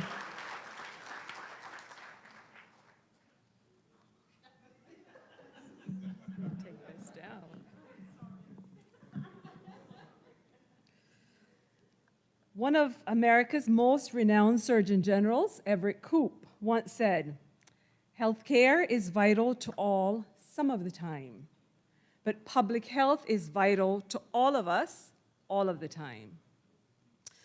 All around the world, the COVID pandemic has shone a light on the necessity of public health systems, whilst the outstanding work and resilience of the Cayman's public health team has made Cayman a beacon in the region. Reflecting on the last 2 years has reminded me of all the incredible achievements of the team through dedication, resourcefulness, willingness, passion for country and people, solidarity, relationships, and pure loyalty. In the early days, the setting up of the flu clinic, the flu hotline, procuring PPE and testing supplies, preparing contingencies like field hospital, public development and policy development and treatment guidelines. A little later on, setting up PCR testing, swabbing, AKA brain biopsy, contact tracing, caring for those in the hospital, caring for the carers. Then, vaccine dissemination, developing vaccine QR code, getting everyone signed up on the patient portal, helping with border control, and so much more. It is our public health team that continues to be at the forefront of the battle against COVID-19. It is a public health team we call when we need PCR results. It is a public health team we call when we need interpreting CT values. It is a public health team we call when we're scared and don't know whether we need to go to the hospital or not. It is a public health team that we call when someone needs a dressing in an isolation facility. It's like the Ray Parker song, Ghostbusters, except who do we call? Public health. On a serious note, ladies and gentlemen, the public health team have been fierce warriors during the pandemic. But don't be fooled. They were not fearless. They too are human, and they had fears and concerns of their own. But despite that, they fought selflessly. There were many sacrifices. Many of them in the beginning were removed from their homes to protect their spouses and parents, older parents and siblings. Many of them were shunned and scorned by neighbors and when they went into the grocery stores. I've heard stories of a staff member who couldn't get a bus because the bus would not stop for her because she had on a uniform. Work of the team cannot only be measured by statistics, but statistics is one means of evaluating their incredible contribution. Over 167,000 PCR tests were done. Over 141,000 vaccines administered, 87% of the population, making the Cayman Islands vaccine rate per capita higher than the UK, Finland, Switzerland, Bermuda, Japan, and even the US. Almost 50,000 flu hotline calls just in 5 months. 1,467 visits to the flu clinic. 5,490 isolation release letters, and over half of them were prepared manually. While the data is powerful and tells an incredible story, it is the little wow moments that don't make the headlines, but will be in the hearts of patients and their loved ones forever. There's the stories of doctors and nurses praying with the scared, sick, and dying, holding the hand of someone who's locked in their room and feels like a leper, facilitating video calls with family members to keep them connected with their loved ones in hospital. Ladies and gentlemen, there were some tough days. Staff were bitten by dogs, chased away from properties by what appeared to be humans, cussed and threatened, but guess what? They persevered. Meanwhile, clinical task force members spent sleepless nights doing research and counseling with fellow colleagues overseas to stay abreast of the changing science and the constant evolution of the virus, all at the expense of their families and, yes, Minister, their own health and wellness. Ladies and gentlemen, I think the Cayman Islands has one of the most awesome public health teams. But can I let you into a little secret? The public health team did wonderful things, but all of you in this room were the wind beneath their wings.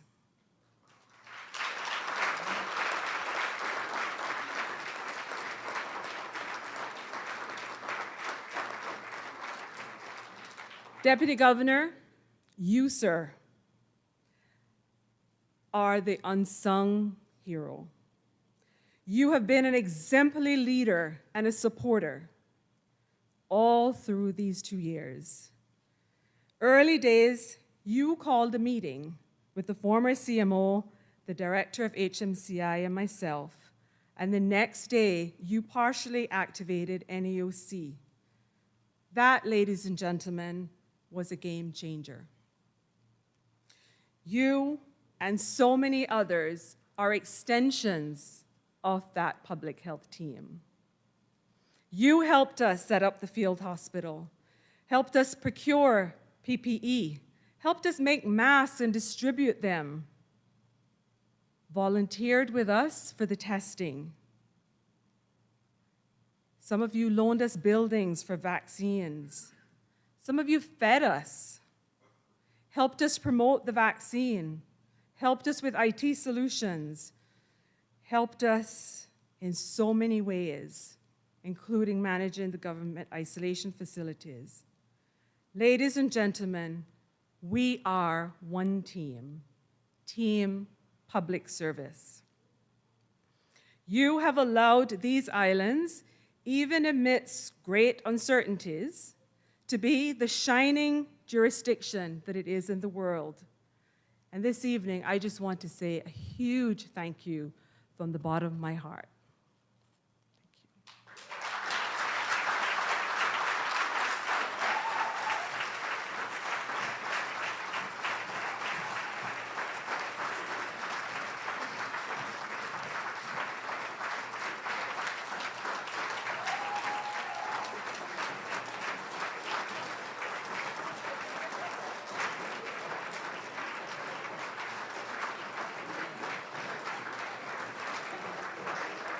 Ladies and gentlemen, I think they tricked me as well. I think we are a recipient public health team, so please come forward.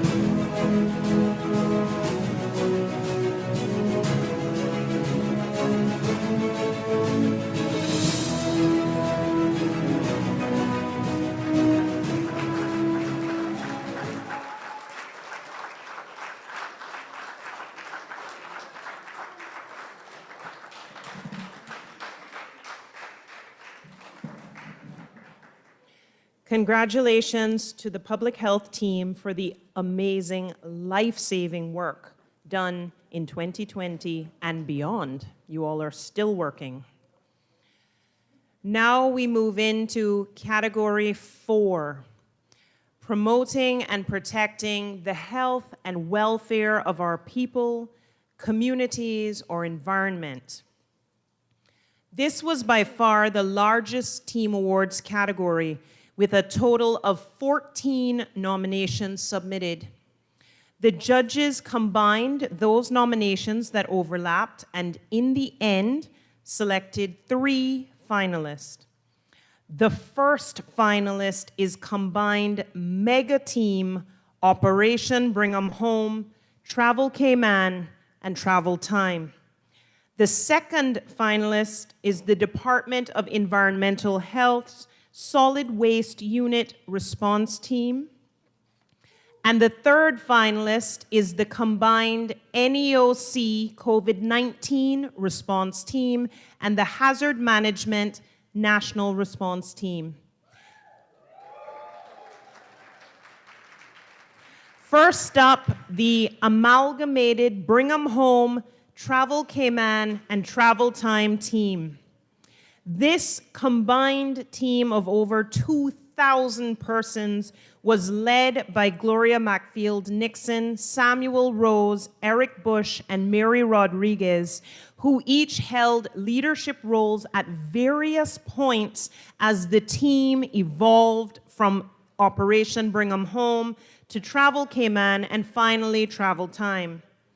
The work of this team mushroomed into what was perhaps the biggest COVID-19 related government operation.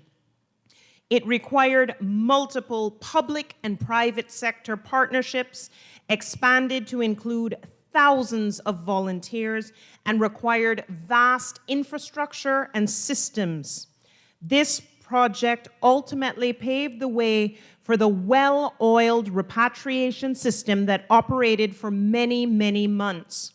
The work of this team laid the foundation for, among many other things, the establishment of isolation facilities, home isolation and associated monitoring systems, the robust repatriation flight system, which facilitated safe travel to our islands, and COVID-19 testing. This early operation made possible all subsequent repatriation work and was necessary to ensure the health and safety of those who call Cayman their home. Let's take a look at what this team did to earn themselves a place in the finals.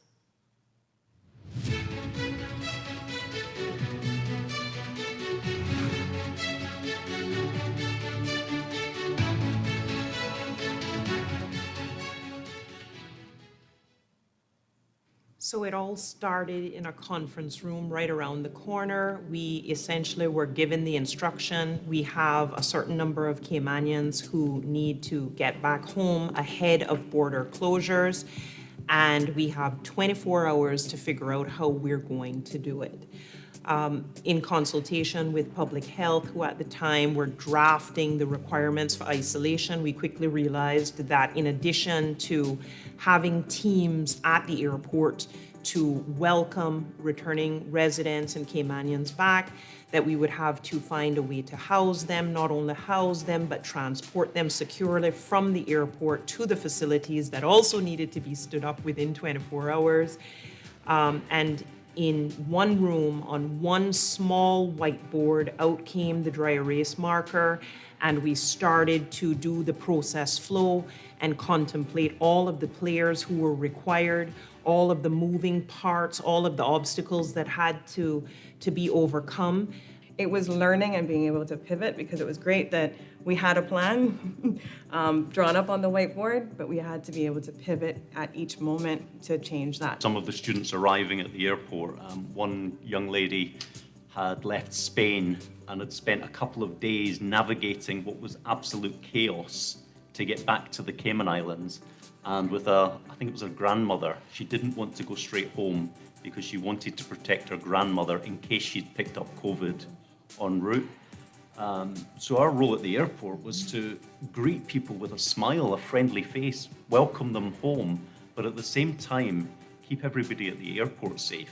Well, I think we really owe it to our team. We started off with our core ministry team, which was only 10 people at the time. And then we followed suit from the Bring 'em Home team, where they started off bringing just students, and then that expanded into returning residents across the board. By that time, we had gained a few additional persons to help us with this process. We split the team internally by jurisdiction. So essentially, if you were flying from Miami, we had one person that was responsible for that jurisdiction, Kingston, et cetera, so on and so forth. We also assisted in repatriation flights for jurisdictions that necessarily weren't open, such as Nicaragua. We assisted in finding out how many individuals within the community wanted to return home due to border closures, not being able to work in the tourism industry. So we assisted in that capacity as well. And I think the centralization of data through FormSAC allows us to really understand the logistics of who was coming in. It had to be airtight. but equally afforded us the opportunity to have that human connection with individuals who came in, because we were able to see if they were traveling with dependents, kind of the reason why they were traveling on these repatriation flights.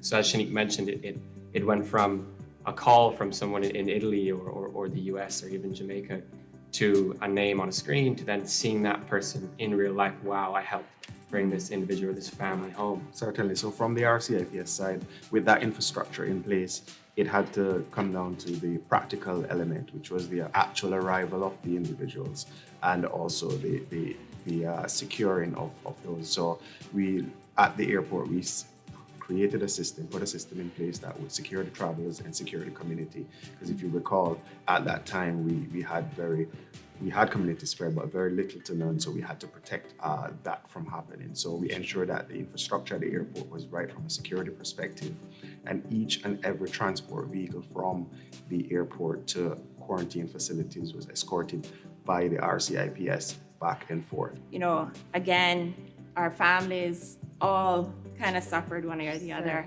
This is where the emotional part comes in now. You know, from my personal experience, I didn't see my daughter for 3 months.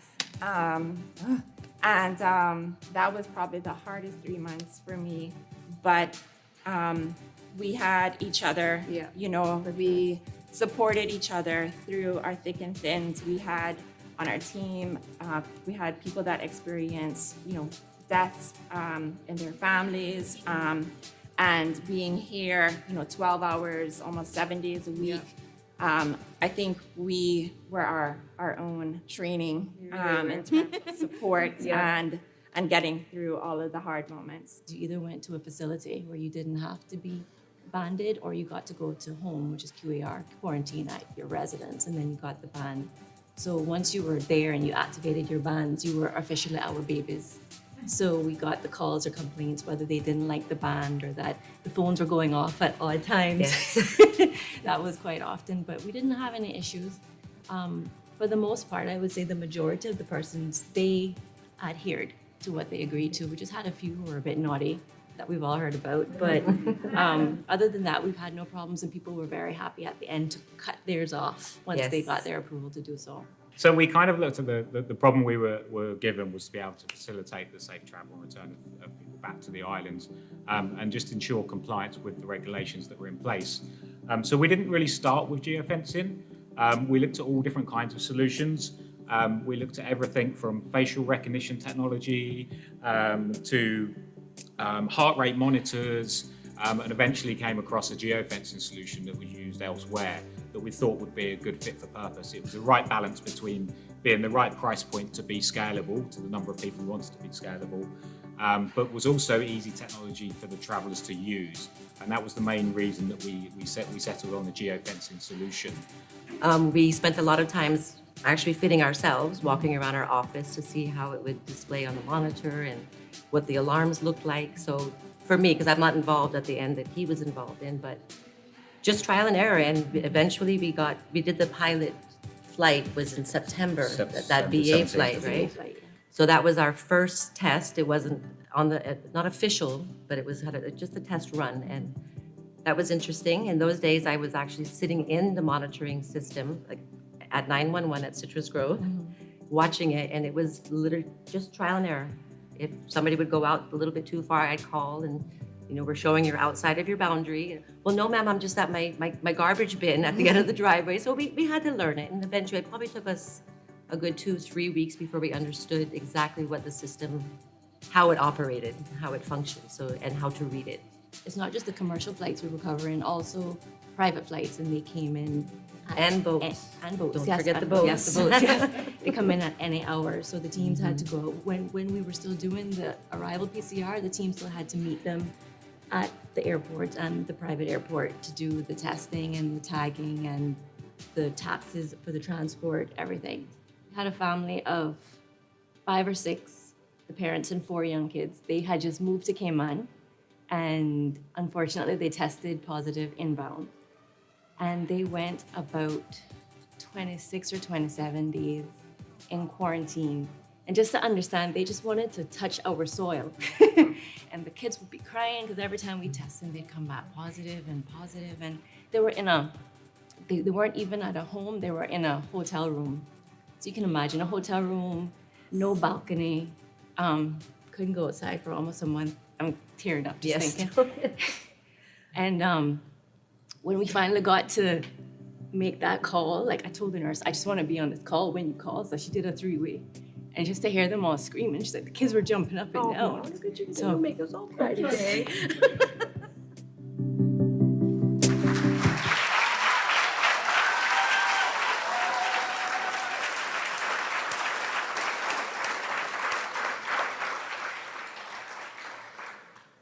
The second shortlisted team was the Department of Environmental Health Solid Waste Unit Response Team.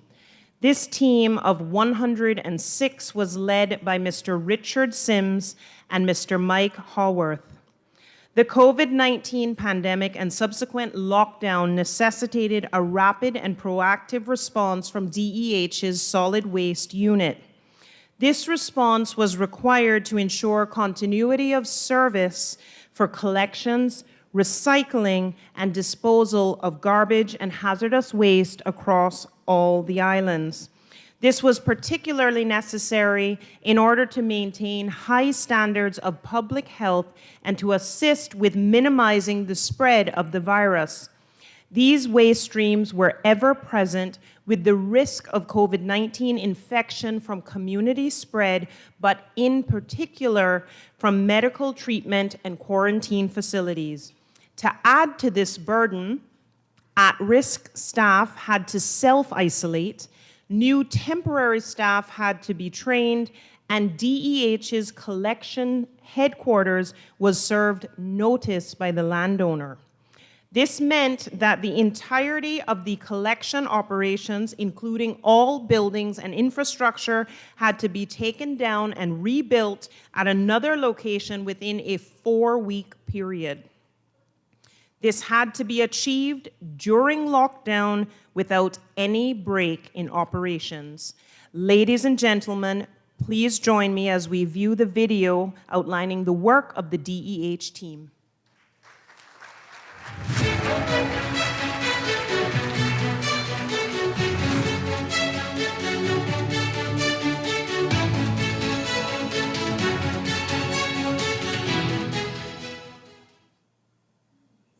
In the heights of COVID, we're having to deal with all the pandemic that's going on, the challenges with dealing with collections. We had equipment problems at the time as well. So having to deal with all of that, and then all of a sudden you get a call that you have to vacate the premises for which you occupy now. Even though the country was locked down, we still had to operate because there's still waste being generated daily. And it was indeed a very challenging time for all of us. But we got through it, and these guys moved mountains. During the heights of COVID, as you can imagine now, here we are, have to split the team. One set to move the operation, the other set to continue operation in terms of garbage collection, all these different things that's going on. Commercial wasn't too bad because all the restaurants were closed and so on, but we still had to deal with the hotels that were acting as quarantine facilities, right? So we had to deal with that commercially.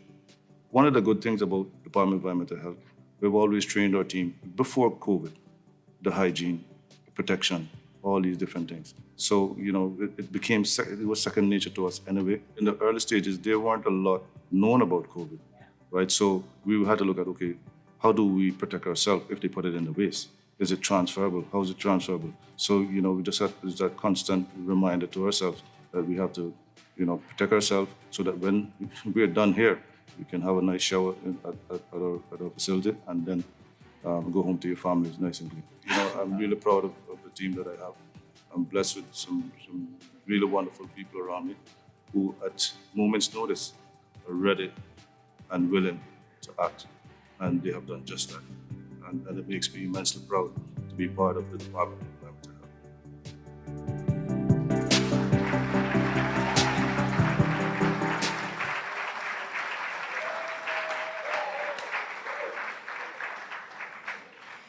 The final team in this category is the combined NEOC COVID-19 response team and the Hazard Management National Response Team.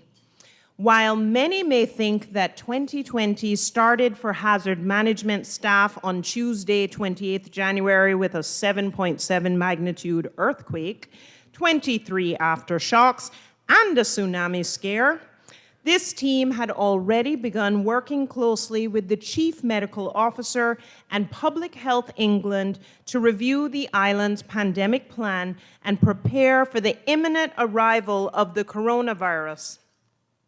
On March 3rd, prior to the WHO announcing a global pandemic, the National Emergency Operations Center was activated. During the COVID-19 pandemic, HMCI coordinated the activities of the NEOC by working closely with the Deputy Governor and a vast number of stakeholders, many of whom are here tonight and come from the public sector, private sector, and non-governmental organizations. These various members came together in the NEOC to achieve a single laser-focused mission to respond as effectively as possible to the threat of COVID-19 in the Cayman Islands and to save lives, especially among our elderly and vulnerable. NEOC was responsible for a number of activities during the pandemic, including the establishment of the award-winning Emergency Field Hospital and the quarantine facilities. For 104 days, the NEOC worked diligently to minimize and contain the threat of COVID-19, the result of which was the eventual elimination of community spread of the virus.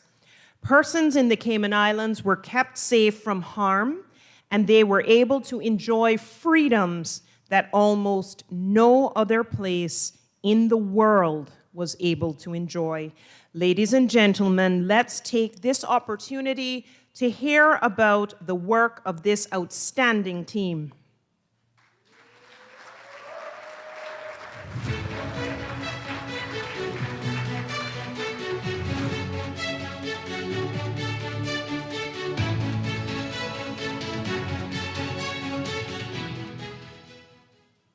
Yeah, it was a very interesting year for hazard management and the National Emergency Operations Centre. And we did start with a 7.7 earthquake, as well as obviously the 23 aftershocks, tsunami scare, dust scares, tropical storms. We had 3 tropical storms. And COVID obviously started very early on. And we were in a Public Health England conference in Miami in January with the Chief Medical Officer. And we realized then it was going to be a big issue. You know, we looked around the world and we had the benefit of seeing around the world what was happening. So we had a bit of time, but we had to be very proactive to make sure that we were, ready to go, very, very proactive with what we were doing and how we were going to get supplies in and get organized for that. We set up the NEOC very early on, which was of great benefit to the Cayman Islands because we were about a week before WHO identified it as a pandemic. And I think those kind of measures really helped making sure that we were on the front foot of this as opposed to the back foot. So we were always ready to proactively get things in advance, set things up, and ensure that, we had to just adapt accordingly. I think trying to adapt, albeit some very, very long nights and some very long hours, was it put us in the position we were in, and a lot of teamwork to really help each other out and carry each other when times got really tough. So each day we would start off by having our 9 a.m. meeting with all the different heads of departments as well as cluster members, just to get an update and also provide situational awareness in terms of what was taking place, what the priorities were, what we wanted to accomplish that day and what the issues were on that day in order to push it up to cabinet and have decisions made in a timely manner to ensure that we kept our continuity going and we knew exactly how to keep the island safe and provide that information to our public. I think the pandemic was very different because, again, it's an invisible disease. So that in itself creates all sorts of very weird and wonderful, bizarre things to try and comprehend. Again, the longevity, you can see a hurricane coming, an earthquake, it's fairly quick. And of course, we'll be doing recovery mode afterwards, or relief and recovery response. But this is such a longer term thing that you have to make sure that you have the energy to sustain it. We knew it was going to be a long journey, but we didn't, I don't think, appreciate it was going to be 104 days. And we're still on the journey now, of course.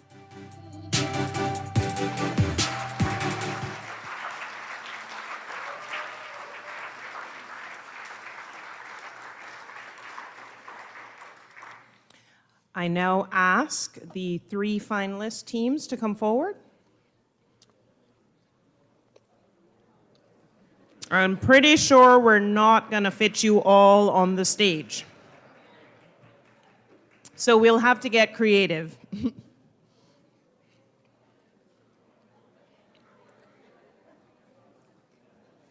We'll have to form a few rows in the front as well, but certainly fill the stage and then we can work out the rows at the bottom.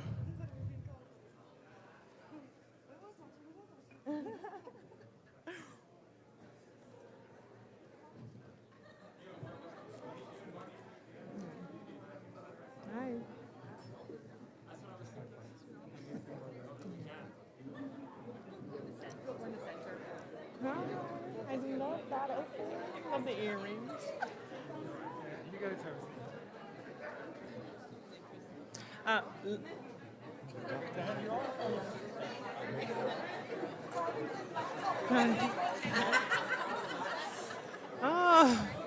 we're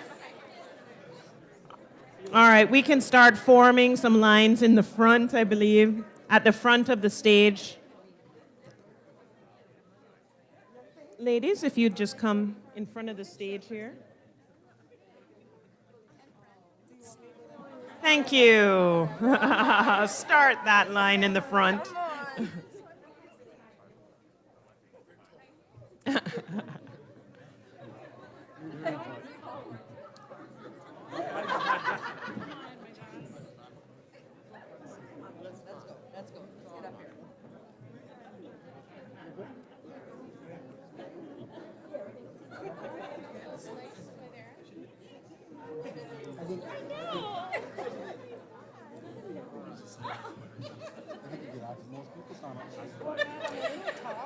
Deputy Governor and Your Excellency, if you could make your way to the stage.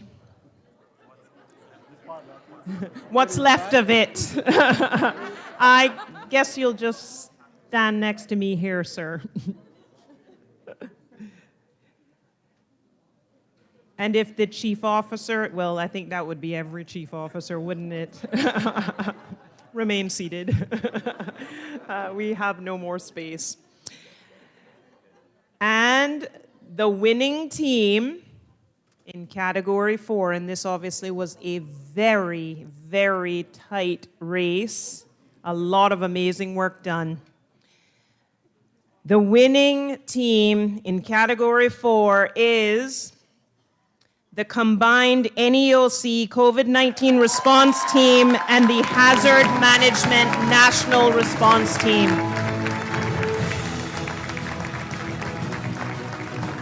So Danny, I don't know where you are in this lineup. Oh, there you are.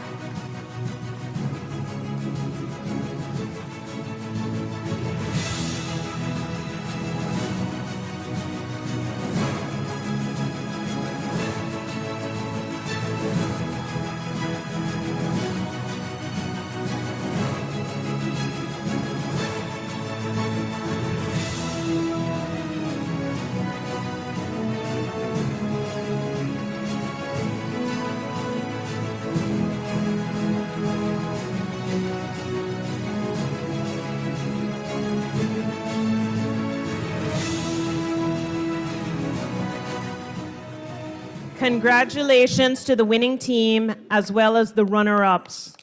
Thank you.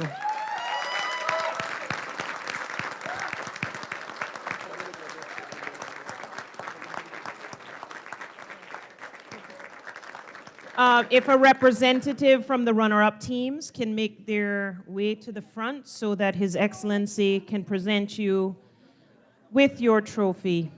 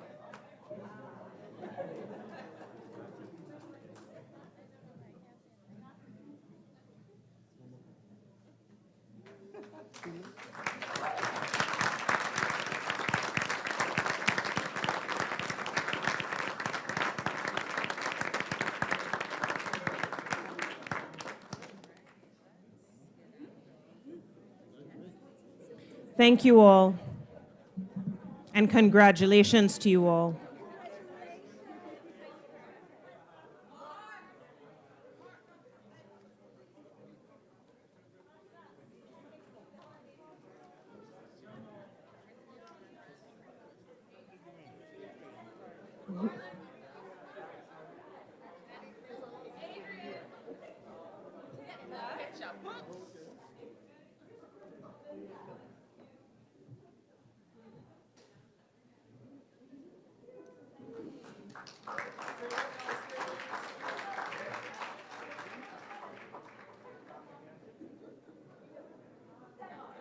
Hello, how are you?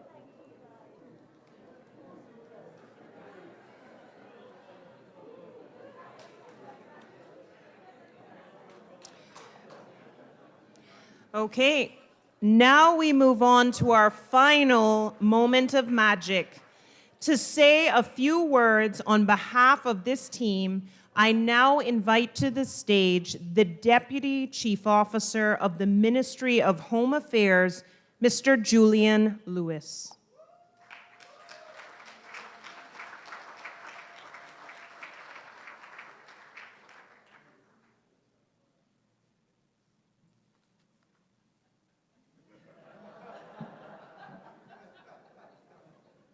I too am a little challenged. Protocol having been established. Good evening, everybody. Tonight, I want to tell you about a very small unit that's being referred to and continues to be referred to as the first of the first responders. We're the back office. We're the guys that I consider that keep you safe every night. We're never seen.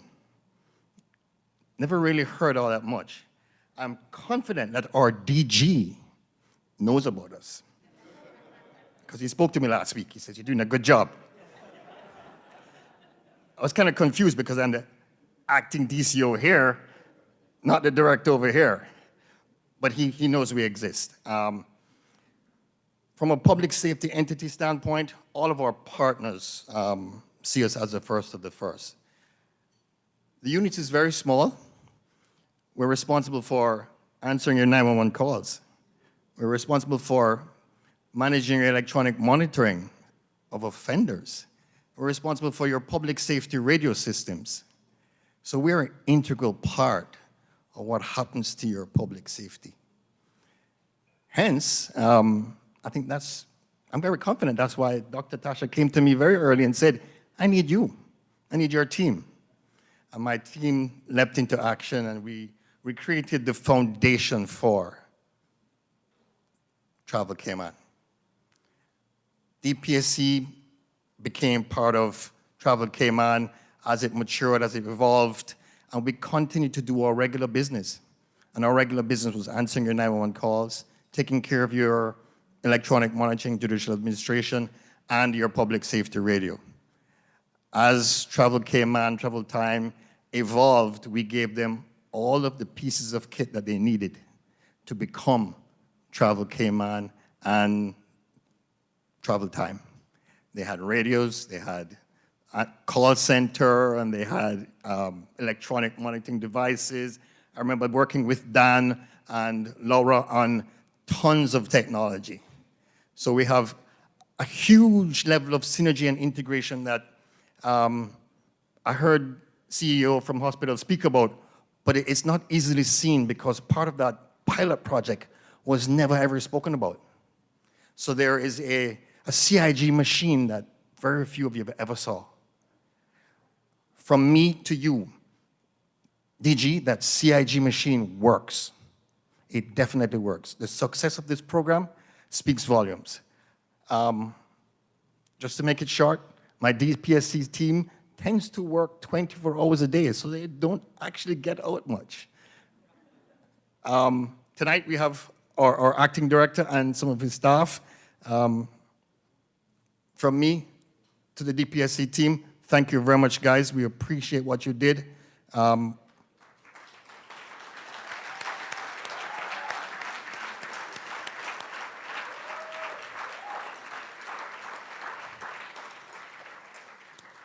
I'd also like to say that there are several other entities within CIG that stood up immediately when Dr. Tasha called and said, make this happen. There are too many to mention, too many people to mention. There are people who are probably still upset with me now because Chief Officer Howell said, get it done.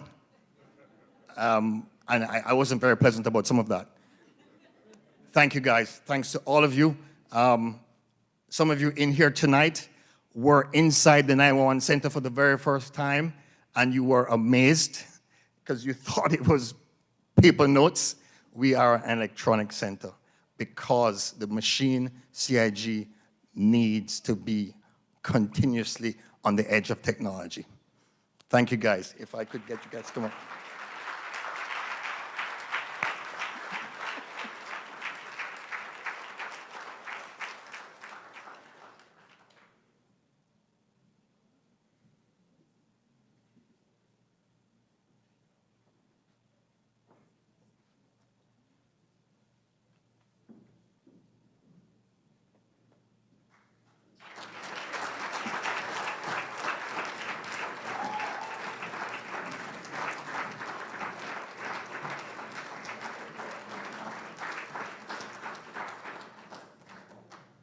Because I am no longer the director, I will ask the acting director to pose.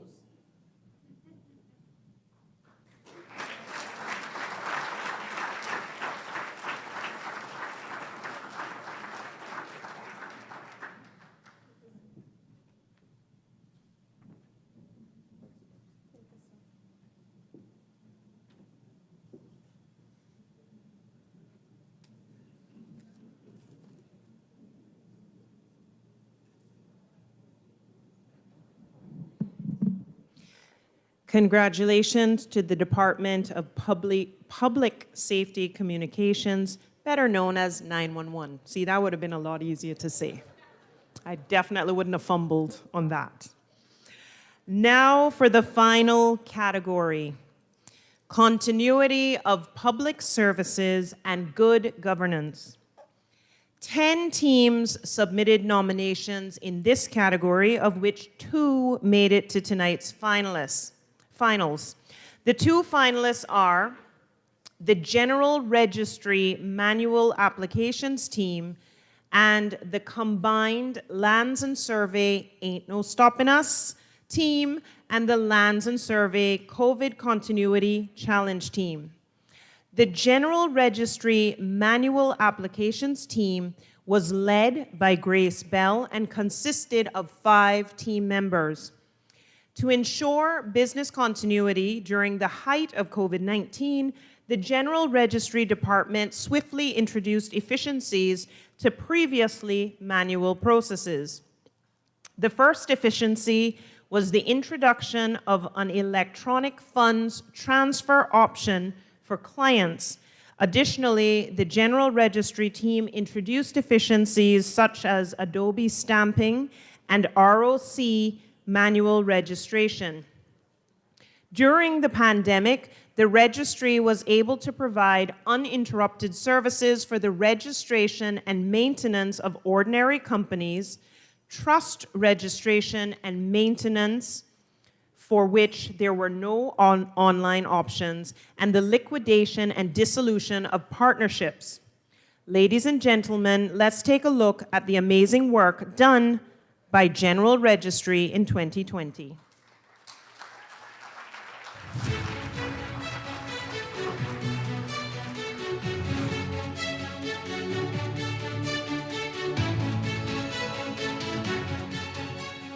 About 3 days before we actually got the order to lock down, we recognized that it was going to affect us at some point, and we needed to be prepared because General Registry was one of the very important departments to the financial services industry. And there was no way we could cease to operate if we got such an order. One of the most difficult portion was to get our system to accept payments by electronic funds transfer. So we had to update our system. So I had to also work with our IT staff to get our system upgraded to allow it to accept receipts by EFT as well. The lockdown came even quicker, I think, than we had anticipated.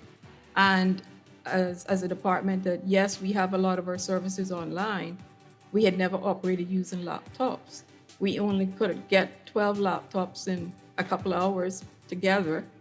And so there was only 12 staff members out of 44 members of staff who were actually equipped to go home and work.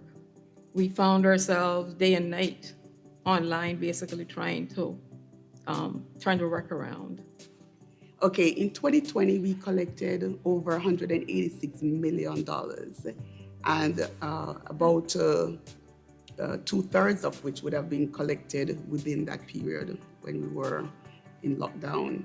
100,000 companies, they were still having activities, filing changes, you know, when they change directors and officers, when they change a name, change their registered offices, etc. So even though they are already registered, there are a number of changes that they need to file on a daily basis.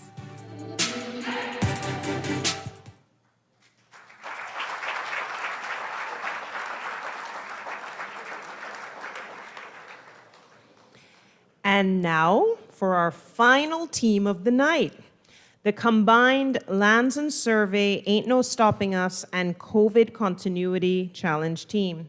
This combined team was led by Jennifer Dixon and Christine Mitchell, and combined consisted of just under 50 team members.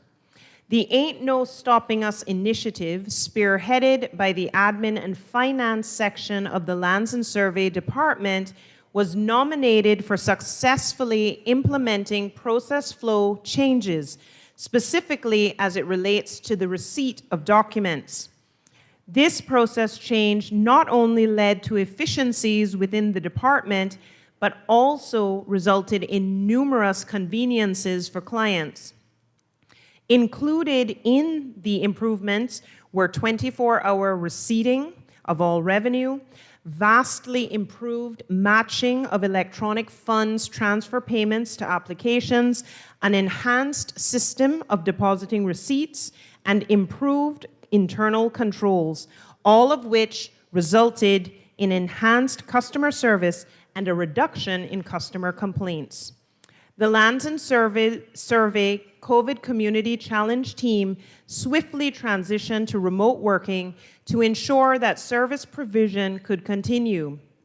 To make this work, they developed new workflow systems, leveraged technology so that staff could answer business calls from their homes, implemented the Lands and Survey WhatsApp Messenger service, created new group email accounts for accepting legal documents, and facilitated online map ordering and supply services, to name just a few of the achievements of this team.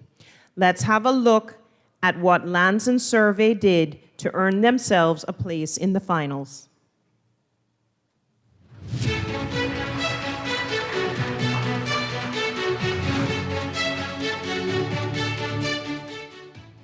So when we went into lockdown in 2020, the first thing that we thought of was, gosh, we have to continue because persons are buying property. They need to move, they have mortgages, commitments, they're going to be defaulting on contracts. So at that point, we reached out to some other jurisdictions and we said, hey, what are you doing? Because we realized we weren't the only ones in this particular position. And then we had case laws that told us that really you can't move forward from paper to digital just like that. So we adopted a married approach between Scotland and some other jurisdictions that were paper-based. And we got together with a small group from SILPA, the Legal Professional Association and the Bankers Association, and we say, hey, we know that you guys have these commitments to meet. We want to work. And here's what we're proposing, that we're going to be extending these facilities so that you can continue to close. Well, from the 24th of August 2020, we haven't looked back. Mr. Hall finally approved it, and everything is running smoothly. We know that whatever work that comes in today is going to get receipted within 24 hours, and it's going to get banked, and it's going to get into RBC, and everything have worked out smoothly. What COVID did was made us decide that we were always approaching in terms of going to electronic conveyancing. So what COVID did was push that a little further. So we actually realized that one, we had to do a proposal to amend our laws because we couldn't go digital without an amendment to our current laws. And that was actually done, again, with consultation with SILPA and a small other consulting group. So those have been submitted for consideration and for debate.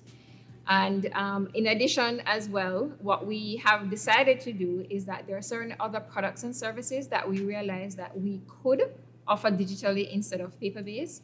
So there are certain requests that we encourage persons to still continue to use, even though we had moved away from a strict lockdown.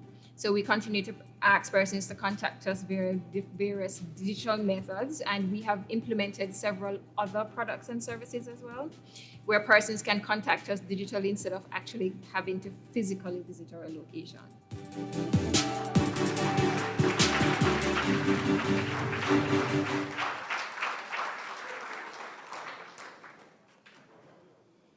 All right, folks, let's find out who the winner of Category 5 is. Category 5 finalist teams, please make your way to the stage. I'll also ask the Deputy Governor and His Excellency the Governor to return to present the awards to the recipients. If the chief officers are in attendance, you may also make your way to the stage, as well as the minister with responsibility for either of these teams.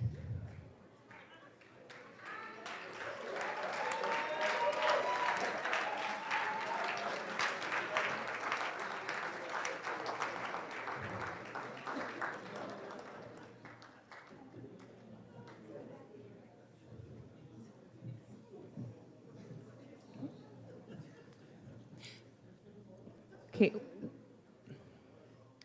When the winner is announced, I'll just ask that a representative from the winning team step forward to receive the trophy.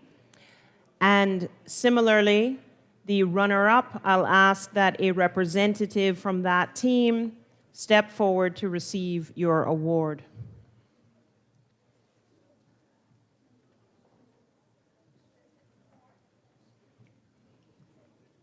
Okay, after that big group just now, I am confident that you all can fit on this stage. We can make this work. Almost there.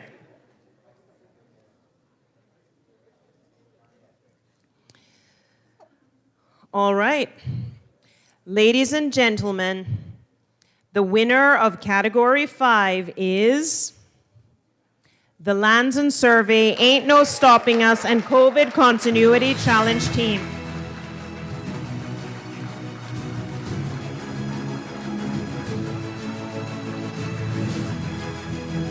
Which makes General Registry the runner-up.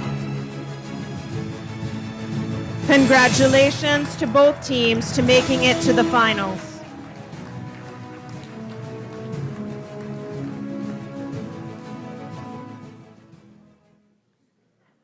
Okay.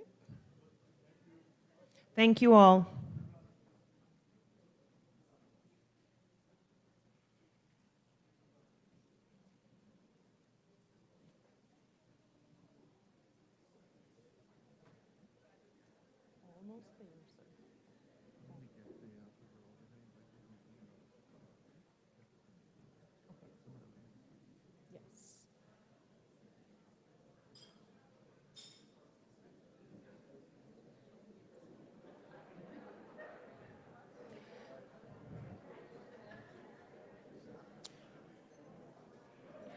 Okay, folks, that concludes The categories.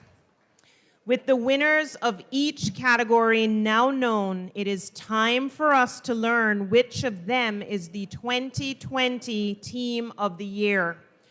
Now, I know it's been a long night, and some of you may be ready to get home, but I would appreciate a little enthusiasm as I call the names of the 5 finalists who are now in the running for Team of the Year. So, will it be the Public Works Department's Construction Trades Training Program?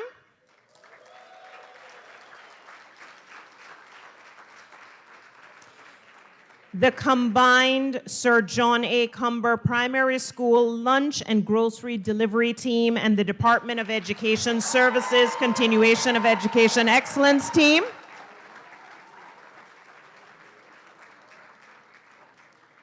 Curfew time.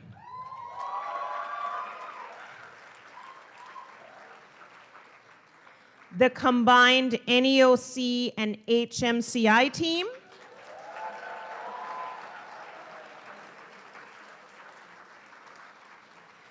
Or the Lands and Survey Ain't No Stopping Us and COVID Continuity Challenge team?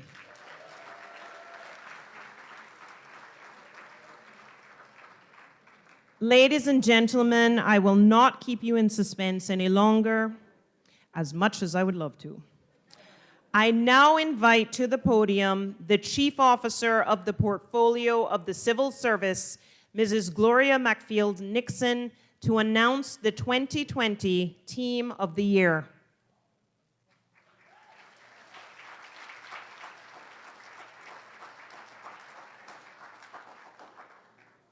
I thought about getting on tippy toe for this, but I'll just bring the mic down. So, what an evening.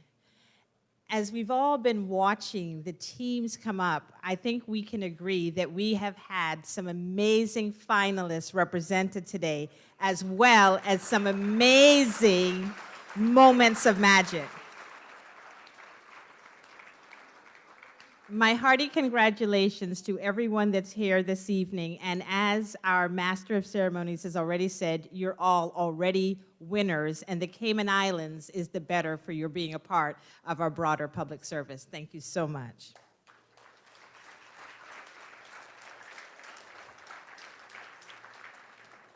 So in 2020, we went with teams, and we have been discussing this for quite some time. The DG talked to us about really what was going to make it possible for us to commemorate the amazing contributions that took place across our public service in 2020.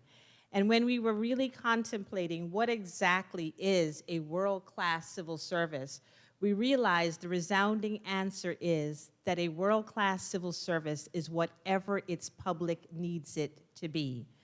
In 2020, the public needed us to break down silos and to work together to create safety, to create opportunities for our people to be able to live, to work, to create an opportunity and a pathway for us to get back to what we have today, which is a resumption of our new normal, with all of our enterprise going, including tourism, finally being able to reopen. The work that's been done by the teams we're celebrating today have paved the way for all of us to be able to be in this room today. But the Deputy Governor, an ever-wise man, realized that with the 2020 awards celebrating teams, then we should also do the assessment a little differently and enter our private sector members of our judges panel. I'd like to just thank them once again.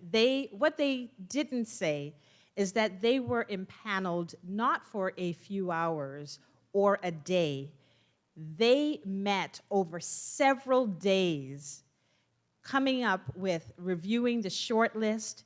They were interviewing all of the finalist teams in order to identify the teams that would win each category and the team of the year. And we caught some of the persons who were presenting crying, but I wish we had a camera that pointed back to the panel. Woody, I'm not calling any names, but I've been told. I have been told that there wasn't a dry eye on the panel. And I think we can understand why. So Really, the way that these teams responded to the 2020 COVID-19 pandemic demonstrated that we were able to come together as we were responding to worsening global conditions, and we realized that shifting priorities required us to take a team approach. We did so working not just within our own departments as teams, or within our ministries as teams, or within the civil service or the public sector, but our entire community united. And I believe that the work that has been made possible as a result has been ably demonstrated tonight. So many thanks to everyone who have participated tonight in our proceedings. Now, in looking at the team of the year, what was it that our panel of judges were looking at? And unlike the DG's individual awards, the team awards were really looking at exactly how is it that they were able to demonstrate innovation, the results that were achieved, the teamwork, professionalism, and the impact. Did that impact just result in a successful project or initiative? Did it involve success for the ministry? Did it involve success for the government? Could we say that it involves success for the community or indeed our country? And so the judges were really looking at impact very significantly as they were judging amongst all these amazing teams who would be Team of the Year. And with that background, I think you will agree that our Team of the Year has certainly delivered. The Team of the Year focused on our most vulnerable.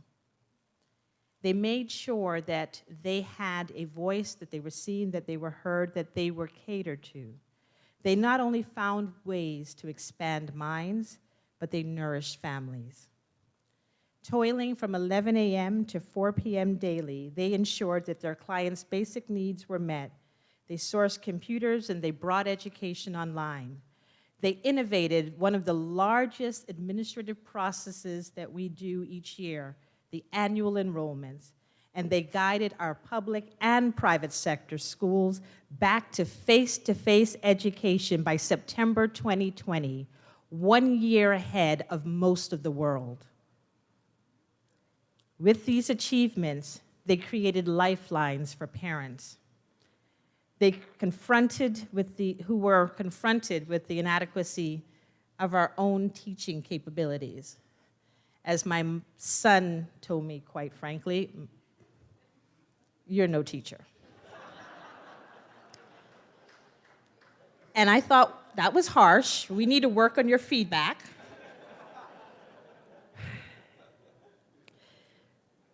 They not only catered to the needs of our families, they facilitated nation building by giving Cayman a strategic advantage in having our children back in face-to-face education.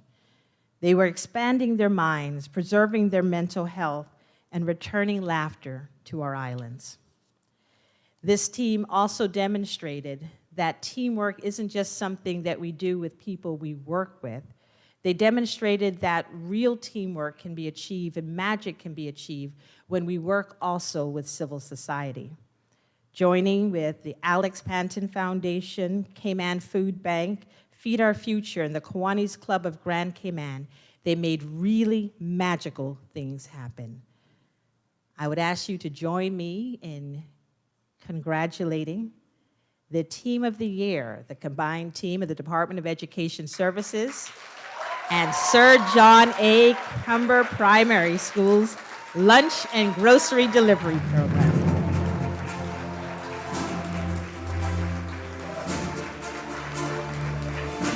I'd invite our team to come to the front. Deputy Governor and Chief Officer.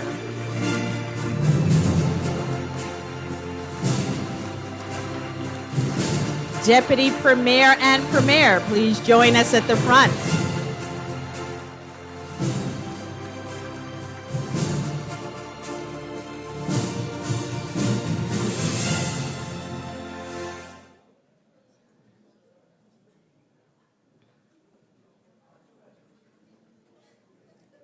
Right up on the stage. Thanks, DP. Thanks, Premier.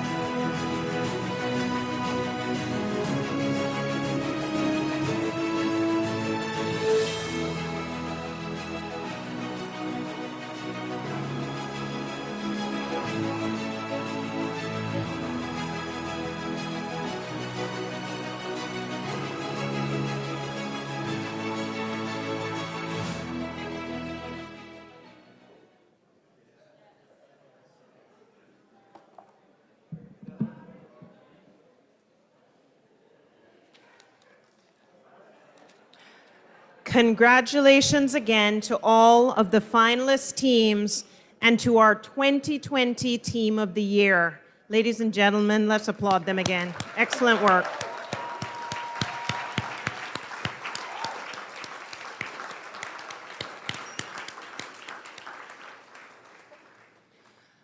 I would like to thank everyone who played a part in making tonight's ceremony possible. The list is too long for me to name everyone. However, you know who you are. I wish to sincerely thank each and every one of you for your efforts, commitment, and contributions, all of which made tonight possible. To the Honorable Deputy Governor, who created this incredible Team Awards program, I wish to thank you on behalf of the civil service and everyone here tonight for your unwavering leadership, vision, and commitment to the civil service and to this country. Thank you. Ladies and gentlemen, that officially concludes the evening. Thank you for attending, and I wish you all a pleasant night and a safe journey home. Thank you. Oh, sorry. I'm being told there's... Oh, sorry. I need to allow the winning team a moment to offer their remarks about their victory. Mark and Miss Tammy, come on down.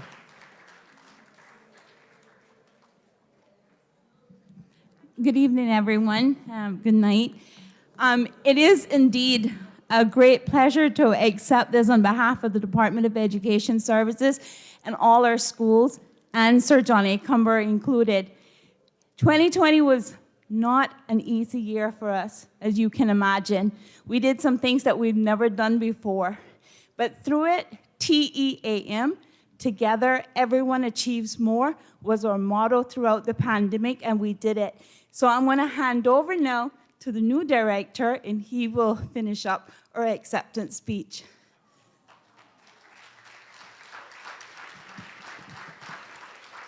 Thank you, Ms. Tammy, and good night, colleagues. Now, challenge is just an opportunity in disguise. I say it often, and 2020 proved that.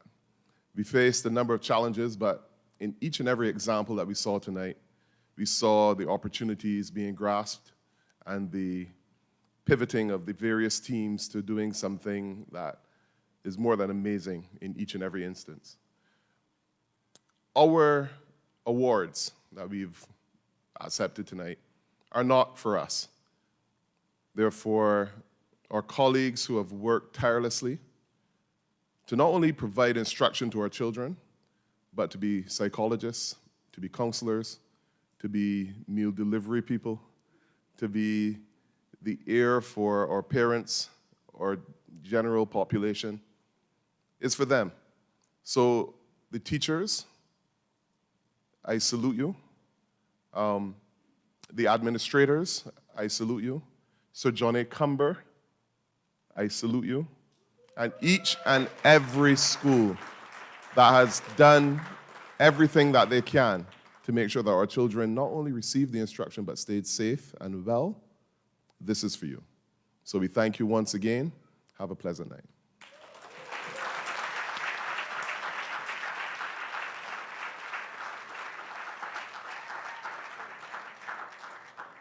What an omission on my part. I hope you're still live streaming on YouTube. Give me a thumbs up if you are. So let me try this again. Ladies and gentlemen, that officially concludes the evening? Yes. Thank you for attending, and I wish you all a pleasant night and a safe journey home. Thank you.